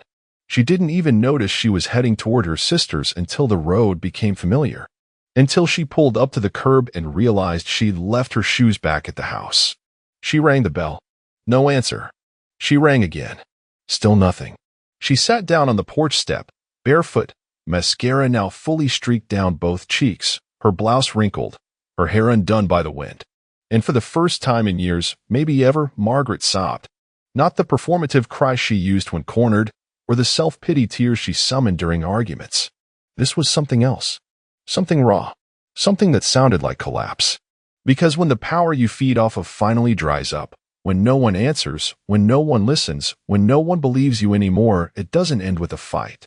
It ends on a porch. Barefoot. Alone. Forgotten. The envelope had waited in Elise's drawer for 3 weeks. She hadn't opened it right away, neither had Ryan. It sat there like a relic, fragile and humming with weight. The words on the front were simple, handwritten, no flourish, for Elise and Ryan. Read this only when you're ready. They read it together. At her apartment, on a gray Sunday morning with rain tapping the windows like it knew something was ending. Ryan unfolded the letter. Elise held her breath. Inside, there were no attacks. No revenge. Just their father. Honest. Measured. Quiet. Like always. You may wonder why I didn't fight harder. The truth is, I was never fighting you. I just didn't know how to fight both your mother's words and your silence. And I refused to turn your home into a courtroom. What you believe about me, what you've been told, I won't rewrite. But I will leave you the evidence, the receipts, the truth in its rawest form. Not to win. Not to punish. But so you can choose. You didn't lose me. You just didn't know where I went. I was behind the scenes. Quiet. Still loving you. Always. Elise blinked hard. Ryan swallowed something he didn't want to name. Then Elise turned to the last lines, scrawled just a little more tightly, like the hand behind them had hesitated. I hope one day you'll forgive the silence I left in my place. I never stopped being your father. I just stopped asking for permission to be. They didn't speak. They just looked at each other, and something passed between them that couldn't be undone. A car pulled into the lot below. They stood and moved to the window. It was him. Malcolm stood at the base of the stairs, a single suitcase beside him. No fanfare. No theatrics. Just a tired man with a final stop left before the long drive out of town. Elise opened the door first. Ryan followed. They stepped into the hall as Malcolm looked up, eyes meeting theirs. No speeches. No hugs. Just three people breathing in the same silence that once tore them apart, now filling the space between them like something healing. Then came the sound. Rapid footsteps. A voice. "Wait, stop, don't you dare." Margaret. She came stumbling from the parking lot, hair wild, shoes undone, fury ignited like a flailing match in a dry forest. "You listen to me," she screamed, mascara smeared like war paint. "You don't get to forgive him. You don't know what he's done." They turned to look at her. Both of them. Elise, for the first time, saw her mother clearly, not the orchestrator of brunches and filtered memories, but a woman unraveling under the weight of her own narrative. Ryan took one step forward, as if to say something, then stopped. Elise reached out and gently closed the door. On her mother's voice. On her mother's lies. On the version of reality that had kept them all prisoners. Outside, Margaret kept shouting, palms pounding on the door like they could erase what had just happened. But inside, the world was quiet. Ryan leaned against the wall. Elise exhaled. Malcolm stood on the porch below, eyes still fixed upward. He didn't smile. Didn't cry. Just picked up his suitcase. And walked. The sound came through the mesh door like a bullet through fog, muffled, but clear enough to tear through something vital. "You're not my real dad anyway." Kevin's cooler. Greg didn't drop the spatula. He didn't even flinch. He stood there, smoke curling around him from the Weber grill, the scent of charred meat suddenly sickening. His left hand was still gloved, a pair of tongs clenched tight around a half-cooked patty. His right hand reached for the beer bottle, more out of ritual than thirst. And he just stood, listening. It was Tyler, 17, the boy he'd helped raise since kindergarten. The boy he'd sat with through his ADHD diagnosis. The one he taught to drive in the empty lot behind the Home Depot. The one whose science fair project he'd practically built from scratch while Tyler slept. That boy. Saying it like Greg was just some guy who brought the wrong soda to a barbecue. Greg didn't storm in. He didn't say, "After all I've done for you?" He didn't yank the door open or throw the burger in the trash like some melodramatic cliche. He just waited for the timer on the grill to beep, flipped the patty once more, then carried the plate inside. Tyler was on the couch, thumbs twitching on his controller, headset halfway off his ear, a Red Bull sweating beside him. He looked up, barely. Greg handed him the plate. "Dinner." Tyler grabbed it without looking. "Thanks." Greg paused. Let the moment hang. Then, with a voice so calm it almost sounded amused, he said, "Got it." He turned and walked down the hall to his office, closed the door, and logged into the bursar's portal. His name still sat there, primary financial guarantor. He clicked the red Withdraw Pledge button. It asked for confirmation. He clicked again. That was it. 2 years of savings and 1 second of clicking gone. Then to Craigslist. He scrolled past the junk. Took new photos of the Toyota Camry parked out front, the one he'd been letting Tyler use for school and work, since Greg didn't need it anymore. Listed it under market. No negotiation. Needed it gone. Listen, quick break. We set a goal to hit 10K subscribers. So tap subscribe if you're liking these wild stories of betrayal. Now let's get back to the madness. Back in the kitchen, his wife giggled over something on her phone. She hadn't heard the comment. Or maybe she had, and just didn't care. Lately, she'd been light, flirty with strangers. Especially Kevin. Greg opened a cabinet, pulled out a pad, and started a list. Not emotional. Practical. Line items. Like a man planning a move. Or a mission. Cancel tuition. Sell Camry. Remove as emergency contact. Pack up Tyler's childhood photos. Lawyer. Revisit custody agreement. That last one took a moment. Not because he hesitated, he didn't. But because something about it felt like a surgical incision. Deliberate. Cold. Necessary. Later that night, he stood in the hallway outside Tyler's room. Light from the TV flickered under the door. Explosions from some game, probably the same one Greg had bought last Christmas, echoed faintly. Inside, a boy who used to run to him after nightmares now called another man cooler. Maybe he was. Maybe Kevin had better jokes. Looser rules. A motorcycle and no expectations. But Kevin hadn't sat in that ER waiting room when Tyler broke his arm. Hadn't driven him to math tutoring 3 days a week. Hadn't spent hours helping him fill out FAFSA forms or coached him through job interviews with mock questions and folded resumes. Greg didn't feel rage. Not even sadness. What he felt was a kind of clicking into place.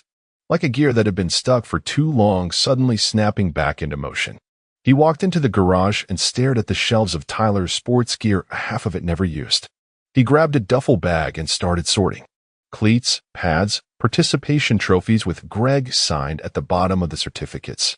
He wasn't sure what to do with them yet, but they weren't staying in the house. By midnight, the Camry had a buyer lined up for the morning. The tuition email had been confirmed. And Tyler? Still in his world of screens and headsets, blissfully unaware that the ground under him had started shifting. Greg lay in bed beside his wife, who was still scrolling. She laughed again at something on her phone. A high, careless sound. He turned to her and asked, "Still talking to Kevin?" She blinked. "What? That's not. Don't be paranoid, Greg. It's just work stuff." He smiled, barely. "Sure, work." Then turned off the light. That night, Greg slept like a man with nothing left to explain.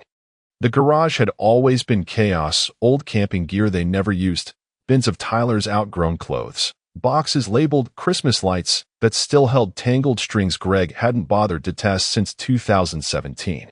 But now, Greg approached it like a crime scene technician, gloved, deliberate, precise. He wasn't just cleaning. He was dividing. What was his, bought with his paycheck, assembled by his hands, maintained with his tools, went into the keep corner. What was theirs, or worse, hers, went in the other side. A growing stack marked unsorted, though he already knew where it would end up. He found a baseball glove under a box of old board games. He held it up, Tyler's first. They tossed it around in the yard almost every Sunday when he was 10. Before the headphones, before the mood swings, before Kevin. Greg turned the glove over once, then set it aside. Not with the keeps. "Spring cleaning?" His wife asked from the doorway, holding a mug with her chipped nail polish, and that too-sweet tone she used when trying to pretend she gave a damn. Greg looked up, sweat streaking down his neck. "Just tidying things up," he said with a smile. She lingered like she wanted to ask more, but she didn't. She never really did unless it involved her. Instead, she turned and walked off, her flip-flops smacking lazily against the hardwood. The moment her back was turned, his smile vanished. The Camry was gone by noon. Sold to a man with cash and no questions. He handed over the keys without ceremony. Didn't even watch it leave the driveway. Just turned back to his list, added a checkmark. He stopped making breakfast. No more scrambled eggs before Tyler's school. No more grabbing protein bars or nagging him to take the damn vitamins. The boy didn't seem to notice. He was too buried in TikToks and texts from a girl Greg had only heard about once. But his absence showed up in odd ways. Tyler missed soccer practice because he forgot his cleats. They used to sit by the door, Greg had always made sure. He had to Uber to school twice in 1 week because no one reminded him to check the fuel gauge. He handed in an English essay late because Greg hadn't gone over the draft like he used to. And Greg said nothing. No lectures. No warnings. No disappointment. Just distance. Tyler didn't connect the dots yet. But his mother did. She noticed the garbage wasn't taken out until it overflowed. The fridge didn't magically refill anymore. She noticed her own laundry piled higher than usual because Greg had stopped doing the shared load. The silence wasn't loud. It was surgical. One night, as they stood in the kitchen waiting for the kettle to boil, she broke the silence. "Greg," she said, stirring her tea even though the water wasn't hot yet. "Is something wrong?" He didn't look up from his crossword. Not at all. That response didn't land the way she expected. No argument. No grumbling. No clipped sarcasm. Just calm, neutral detachment. It was terrifying. He didn't look angry. He looked done. That night she checked their shared bank app. His name was still there, but the linked cards had vanished. Auto payments were disabled. She opened the drawer where they kept paperwork. His file folders were gone. Just hers remained. And Tyler's. The next morning, she tried again. "Is this about what Tyler said?" Greg shrugged on his jacket. "You'll have to be more specific." She blinked. He didn't mean it. Greg paused in the doorway. "Doesn't matter." He said it. "Greg, come on. He's a teenager. They say stupid things." He opened the door. And adults live with the consequences. Then he left. She stood there, holding her mug like it was the only thing grounding her. Her son had thrown one careless jab, and now the man who held their lives together with quiet constancy was slipping away in plain sight. But the worst part wasn't that he was angry. The worst part was that he wasn't. Monday morning, 8:02 a.m. Greg logged into the tuition portal again, not to double-check, not to second-guess, just to confirm the firewall was up. Status: access denied. Financial hold initiated. A single click had frozen 4 years of plans. The admissions counselor's smiling email signature meant nothing now. Tyler wouldn't be attending orientation. Not on Greg's dime. He didn't gloat. He didn't text a warning. He simply logged out, closed the laptop, and started the next phase. Tuesday, the Camry, once a teenage freedom machine, now a symbol of entitlement, was officially no longer his. Greg met the buyer at the DMV. No sentiment, no stories about first road trips or bonding moments. Just a signature, a handshake, and a blank expression. He walked home, alone, in the same hoodie he'd worn when he taught Tyler how to change its oil in the driveway. That hoodie would go next. Wednesday came with a draft email already prepared. Subject: financial sponsorship withdrawal. Please be advised that I, Greg Simmons, hereby withdraw as financial guarantor for Tyler Madison, effective immediately. All questions should be directed to Ms. Elaine Madison, biological parent and now sole guardian. He paused only once before hitting send. Not because he hesitated, but because, for a split second, he pictured Tyler's face reading that email on his school account. Surprise first, then confusion, then panic. The realization that safety nets had ropes, and Greg had just pulled his hand away. He boxed up the memorabilia next. Trophies, plaques, camp medals, participation ribbons. All the artificial markers of a childhood someone else stopped showing up for, so Greg had stepped in. Baseball, robotics, even a weird spelling bee trophy that Tyler had gotten second place in, Greg had framed the certificate anyway. Back then, it had meant everything. Now it all went into a box labeled Tyler. No speech, no teary goodbyes. Just hallway delivery like an unpaid Amazon package. He didn't even wait to see if they moved it. The last task was administrative, but not symbolic. His lawyer, Cynthia, answered on the second ring. Greg, she said, what's going on? I want to relinquish custody, he said flatly. Everything. I want it on paper.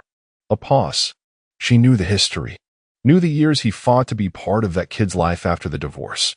Knew the emails, the court hearings, the therapy sessions, the mediation. The Christmases spent negotiating schedules like NATO treaties. Are you sure? She asked quietly. I'm done parenting someone who thinks I'm optional.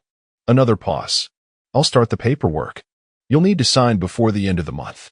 I'll do it today, he said. Scan and send. He hung up, opened the hallway closet, and pulled out a folder labeled Legal. In it, custody agreements, tax records, Tyler's school registration, even his social security form, the one Greg had filled out when Tyler's mom forgot the deadline. It would all go back to her now. Every document, every responsibility, every phone call from the school nurse, every tantrum, every missed assignment, every future screw-up. Greg was erasing himself from the picture, not because he hated the kid, not even because he hated her, but because he had finally, coldly, calculated the cost and decided he'd been overdrafting for years on a love that was never reciprocated, just expected. That night, the house was quiet again. Tyler played Xbox with his mic on loud. She scrolled Instagram, laughing at some meme her sister sent. Neither of them noticed the box in the hall. Greg sat on the porch, same place as the burger night. A beer in hand, a half smile on his lips. Not relief, not victory, just clarity. He wasn't walking away in anger. He was walking away like a man leaving a job he never got paid for, locking the door behind him, not to trap anyone inside, but to finally stop coming back. Kevin had swagger the first week, the kind of loud, empty confidence that fills a room but never lingers after it leaves.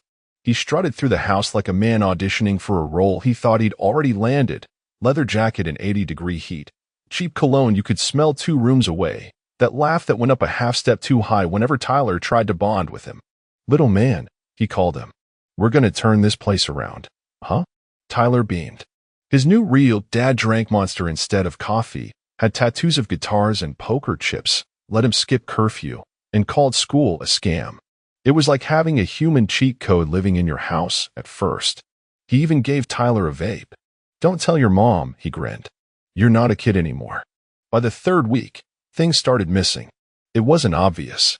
Not at first. Just you're disappearing faster. A package that was supposed to arrive, but never did. Then a Venmo request from Tyler. Mom, can I borrow $40? Kevin said he'd pay me back. She brushed it off.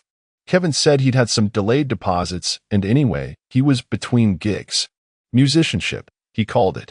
Greg would have called it jobless. The 4th week, Kevin forgot to pick Tyler up from practice. 5th week, he missed the parent-teacher meeting altogether. Tyler's GPA was tanking. Attendance was slipping. The counselor had called 3 times. She left a voicemail that began with, "We're seeing some worrying patterns," and ended with, "Greg usually responds." But Greg didn't. Not anymore.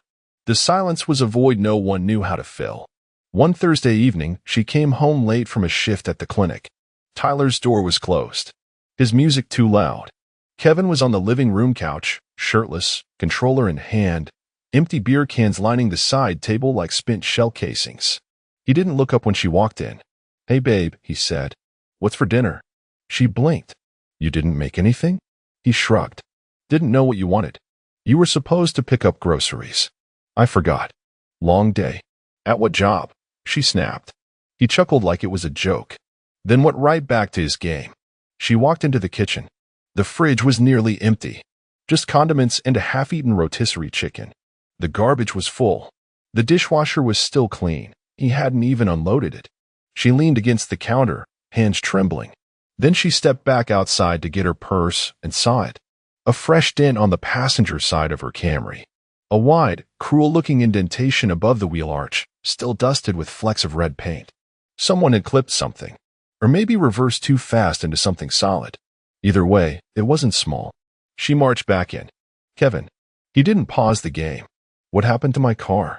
"What car?" She exhaled slowly. "The one I pay for. The one you used yesterday." He finally turned his head.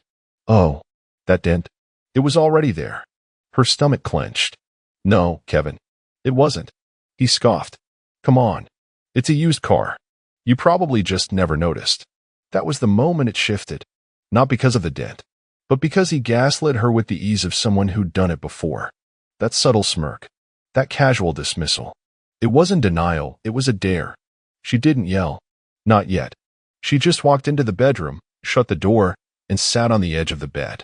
She opened her texts. Scrolled past Tyler's messages. Past the group chat with her sister. Landed on Greg's name.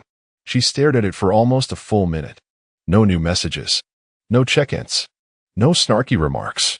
Just silence. It was louder than Kevin's game. Louder than Tyler's music.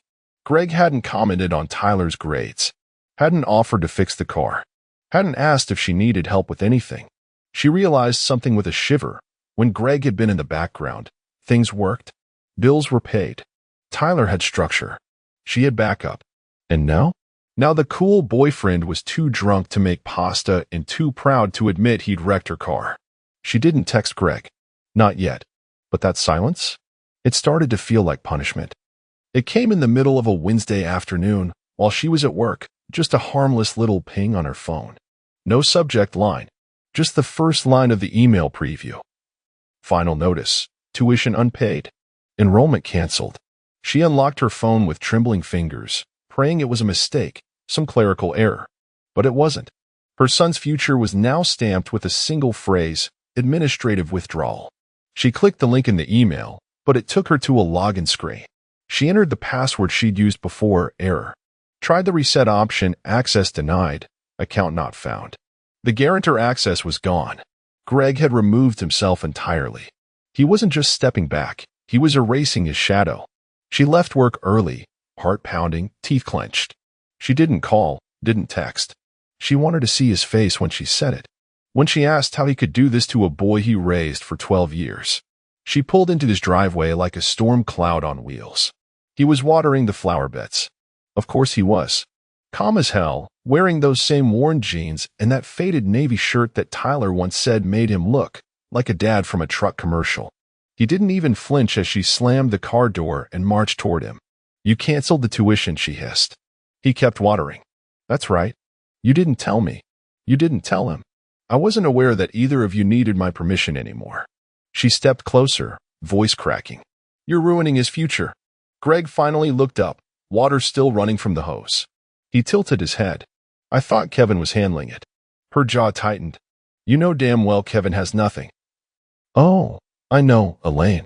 I know Kevin has a motorcycle, a minor DUI, and enough unpaid debts to make a pawn shop sweat. But Tyler made his choice. You're punishing him.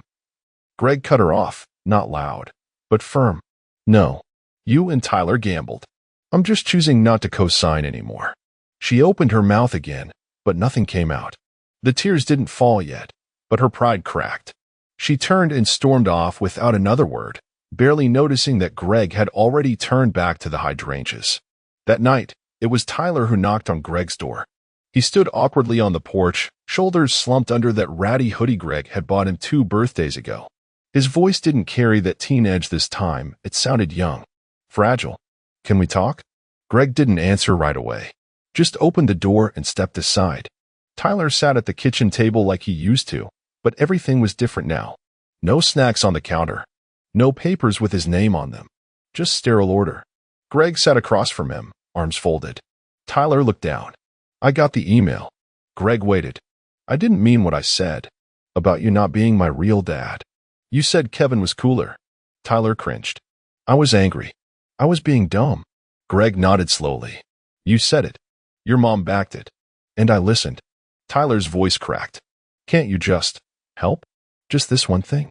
Greg leaned in. Let me ask you something, Tyler. You ever loan a tool to someone who never brings it back? They act like it's theirs. Then the one time you say no, you're the villain. Tyler blinked. I guess. Yeah, that's how this feels.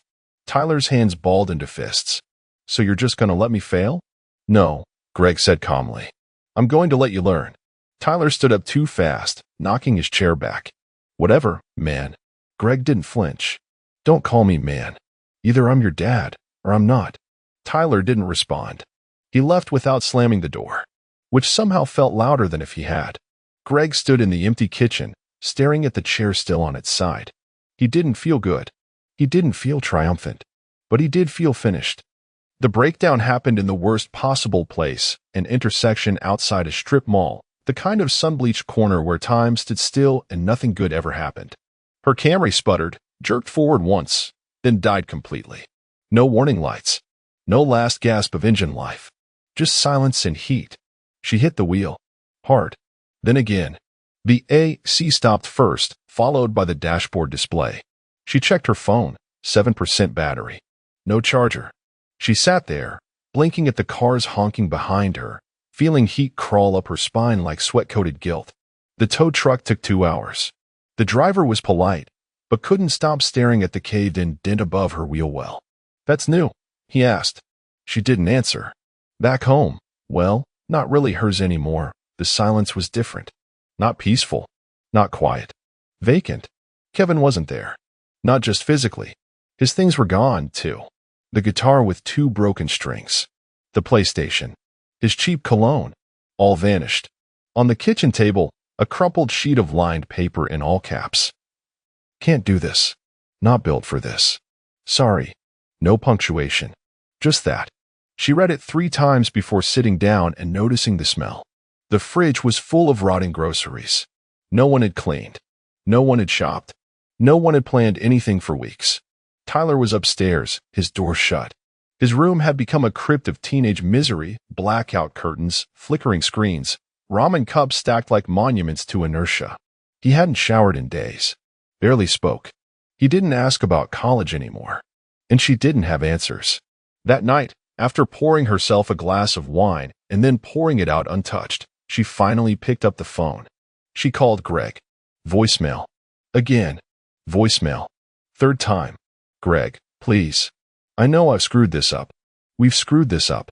I need to talk. Not about money. Just, please. She hung up before the beep. The next morning, she drove to his house.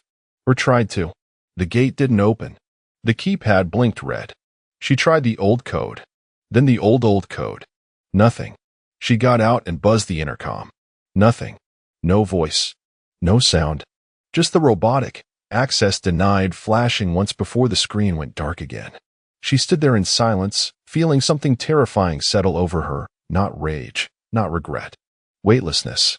As if the floor she'd walked on for over a decade had been quietly removed, and now she was just floating in place. She looked around and realized everything was still. The lawn was perfectly trimmed, the mailbox freshly painted, the hydrangeas blooming just like always. The only thing missing was Greg. It hit her then, not all at once, but like a slow, spreading bruise. The stability she'd assumed would always be there had never belonged to her. It had belonged to Greg. He had built the scaffolding that held her entire life together. She just never noticed, because she was too busy measuring coolness. And now, that scaffolding was gone. She got back in the car. It took 3 tries to start. The check engine light blinked like it was mocking her. Back home, Tyler was still in bed. She knocked. No response. She cracked the door. He was staring at the ceiling, earbuds in, face pale. She didn't say anything. She just watched her son, this boy who once looked at Greg with awe, who now wouldn't look at anyone, who had built a house of cards on top of a fantasy called Kevin and was now buried under the rubble. She sat on the floor outside his door for an hour. She didn't cry. There wasn't enough left for tears. Just silence. Her own now. And Greg's. In the vacuum where a father used to be. She hadn't asked her parents for money in over a decade. Not since she and Greg had started building a life where they didn't need to. But that morning, she sat at their kitchen table, her mother sipping coffee with passive disappointment, her father not even pretending to hide his skepticism, and swallowed every last drop of pride. "I just need help getting Tyler's student loan approved," she said, voice barely above a whisper. "He's not eligible on his own, and I've already been denied." Her mother put her mug down gently. "Where's Greg in all this?" She didn't answer. Her father leaned forward. "We didn't co-sign for you. Why would we do it for your mistake?" The word stung. Mistake. As if Tyler was some accounting error. "I'm not asking for the money outright. Just a signature," she pleaded. But they'd already decided. The answer was no. Polite, final, and laced with just enough told you so to make her want to scream. She left humiliated. The echo of her father's muttered should have stayed with the man who actually gave a damn clanging in her ears like a dropped wrench. Back home, the silence had shifted. No longer peaceful or empty. Now it was saturated, thick with shame. The kind that wraps around your spine and tightens when you try to sleep. Tyler had sold his Xbox. She hadn't asked, but noticed the empty spot under the TV where it used to sit. He pawned his electric scooter too. She caught him biking to work one morning, jeans too short, his old backpack barely zipped. The same kid who used to Uber 5 blocks now pedaled uphill in July heat. She watched him through the blinds as he locked his bike to a rusted grocery rack in the parking lot. Her heart cracked, and then cracked again when she saw the next-door neighbor watching too, shaking his head slightly, before returning to polishing his truck. People noticed. The weekend getaways stopped.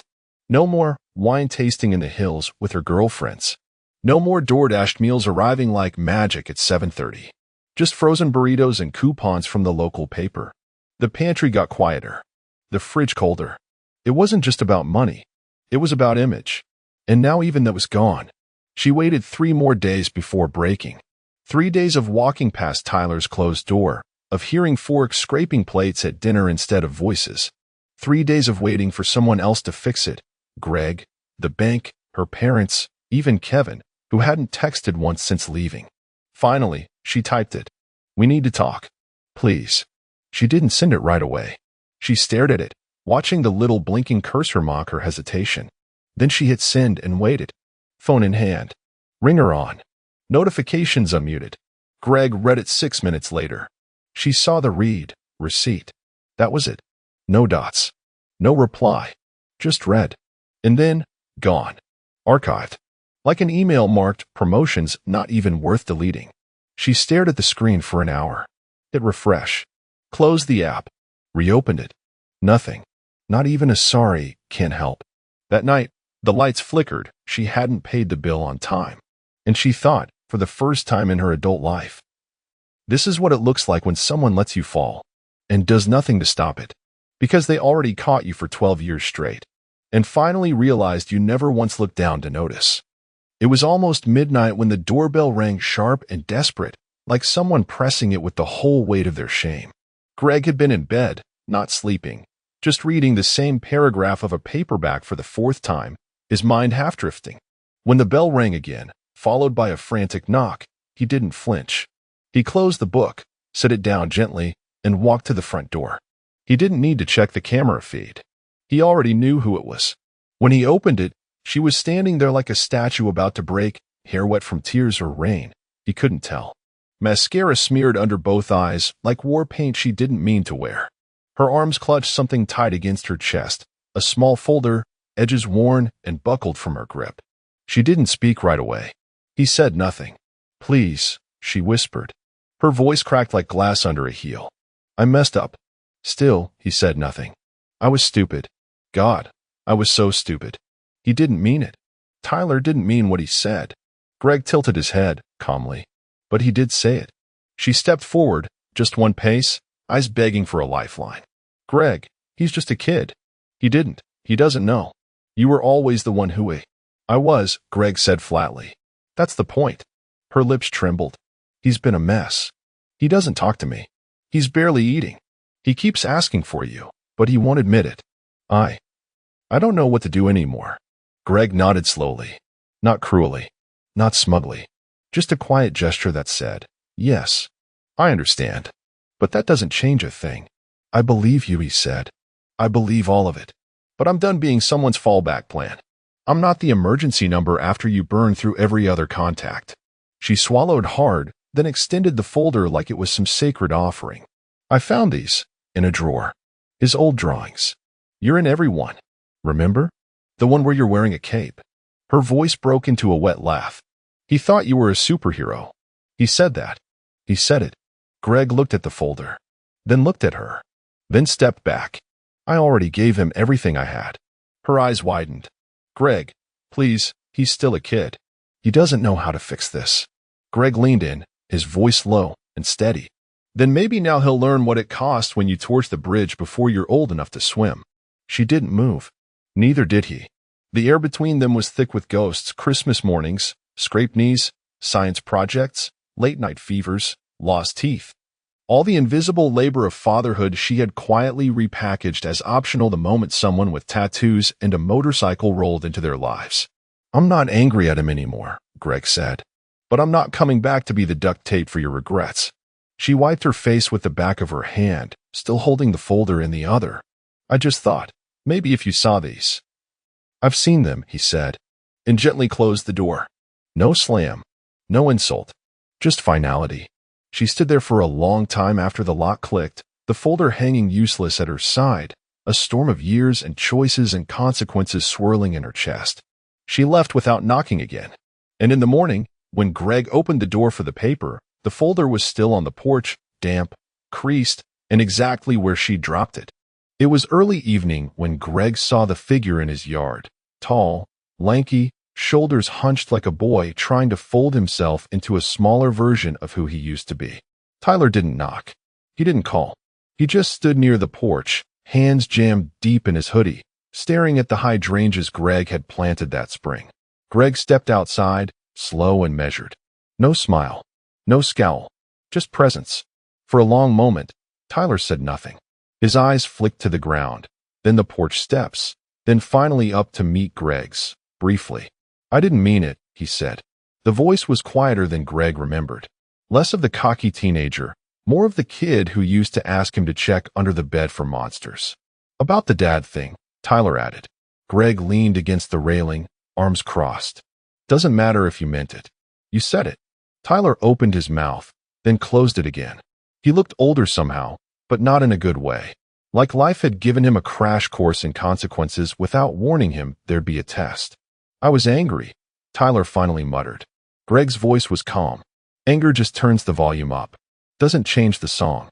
Tyler nodded, wiping at his nose with the sleeve of his hoodie. "You were more of a dad than anyone," he said. Greg watched him. No flash of satisfaction. No softening. Just stillness. "I know," he said. Tyler blinked. "You do?"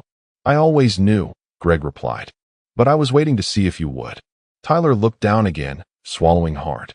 His hands fidgeted inside the hoodie pocket like they were trying to wring out all the regret at once. "I get it now," he said. "Kevin was fake. Like, cool for 5 minutes, and then just gone. And Mom, she doesn't know how to fix stuff. Not like you did. I didn't. Greg held up a hand. Don't finish that sentence unless you're sure you understand what you're apologizing for. Tyler hesitated. Greg walked inside for a moment and came back with a sealed envelope. He held it out. Tyler stared at it. What is it? Greg placed it in his hand. A letter. You can read it whenever you want. Just don't open it thinking it's a pass. Tyler took it carefully, like it might break. Is it bad? Greg's mouth curled into something between a smirk and a scar. It's honest. Tyler's throat bobbed as he nodded. I want to make it right, he said. I don't know how. You start by understanding this, Greg said. Trust isn't automatic. Neither is love. You said something that burned a bridge. It's not gone forever, but you have to rebuild it. I'm not going to carry you across. Tyler nodded again, slower this time. I'll read it, he said. I'll figure it out. Greg opened the door behind him. Good. Tyler turned to leave, then paused. Do I come back? Greg's response was quiet. That's up to you. Just don't come back expecting the same welcome. Tyler nodded once more, then walked off, the envelope clutched tightly in his hand like it was the last connection to a father he finally realized he had. And Greg? He watched him go, not with bitterness, not with hope, just with the measured distance of a man who had already given everything, and now waited to see what someone else would finally earn. The acceptance never came, not again. The college had moved on, filled Tyler's spot with someone else's son, someone whose tuition hadn't bounced, someone who hadn't told the man paying for it that he wasn't a real dad. No appeals, no second chances, no miracles. Tyler took a job at the gas station off Route 9. Night shifts mostly. Wore the same faded blue polo, name tag crooked, hair longer now. He pumped gas, stocked cigarettes, scrubbed gum off the sidewalks. Occasionally he ran the register with a weary half-smile and the kind of haunted politeness only hard lessons can carve into a face. Greg saw him now and then, sometimes driving past, sometimes filling up. They never spoke. Tyler would give a slight nod. Not eager, not ashamed, just respectful, like he knew there was a border now between them, no longer father and son. More like former nations who once shared a flag but now only shared memory. He never walked back up to the door. But every few weeks, Greg would find something under the porch mat. Always the same size. Always folded twice. Drawings. Sometimes pencil sketches. Other times ink. Once watercolor, messy but vibrant. They were always of people. Sometimes it was a father and son fishing. Once it was a house, not unlike Greg's, with two shadows sitting on the porch. One had a beard. The other wore a baseball cap backward. Another time, it was just a single figure walking into the horizon. Greg never mentioned them, never responded. He just opened the mat, took the paper, slid it into the top drawer of his desk, where a folder now lived, labeled, simply, Tyler. He didn't frame them, didn't hang them on the fridge, but he didn't throw them away, either, because they weren't apologies. They were echoes. He'd leaf through them sometimes on quiet nights, beer in hand, porch light buzzing above, the air still and soft like a page that had finally been turned. They weren't forgiveness. Not from him. Not for Tyler. They were reminders that love, once dismissed, doesn't always come back in the same shape. That absence isn't the same as punishment, but it hurts more. That being the fallback too many times turns you into the floor. Greg had rebuilt his peace. Slowly. Quietly. No grand proclamations. Just boundaries. Clean drawers. A phone that didn't ring. Sometimes people asked if he missed the kid. Greg never answered. Just smiled politely. Then went home. Unlocked the drawer. Touched the edge of a sketch. And reminded himself. Some lessons don't need to be yelled. They just need to be felt. Deeply. Repeatedly. In silence.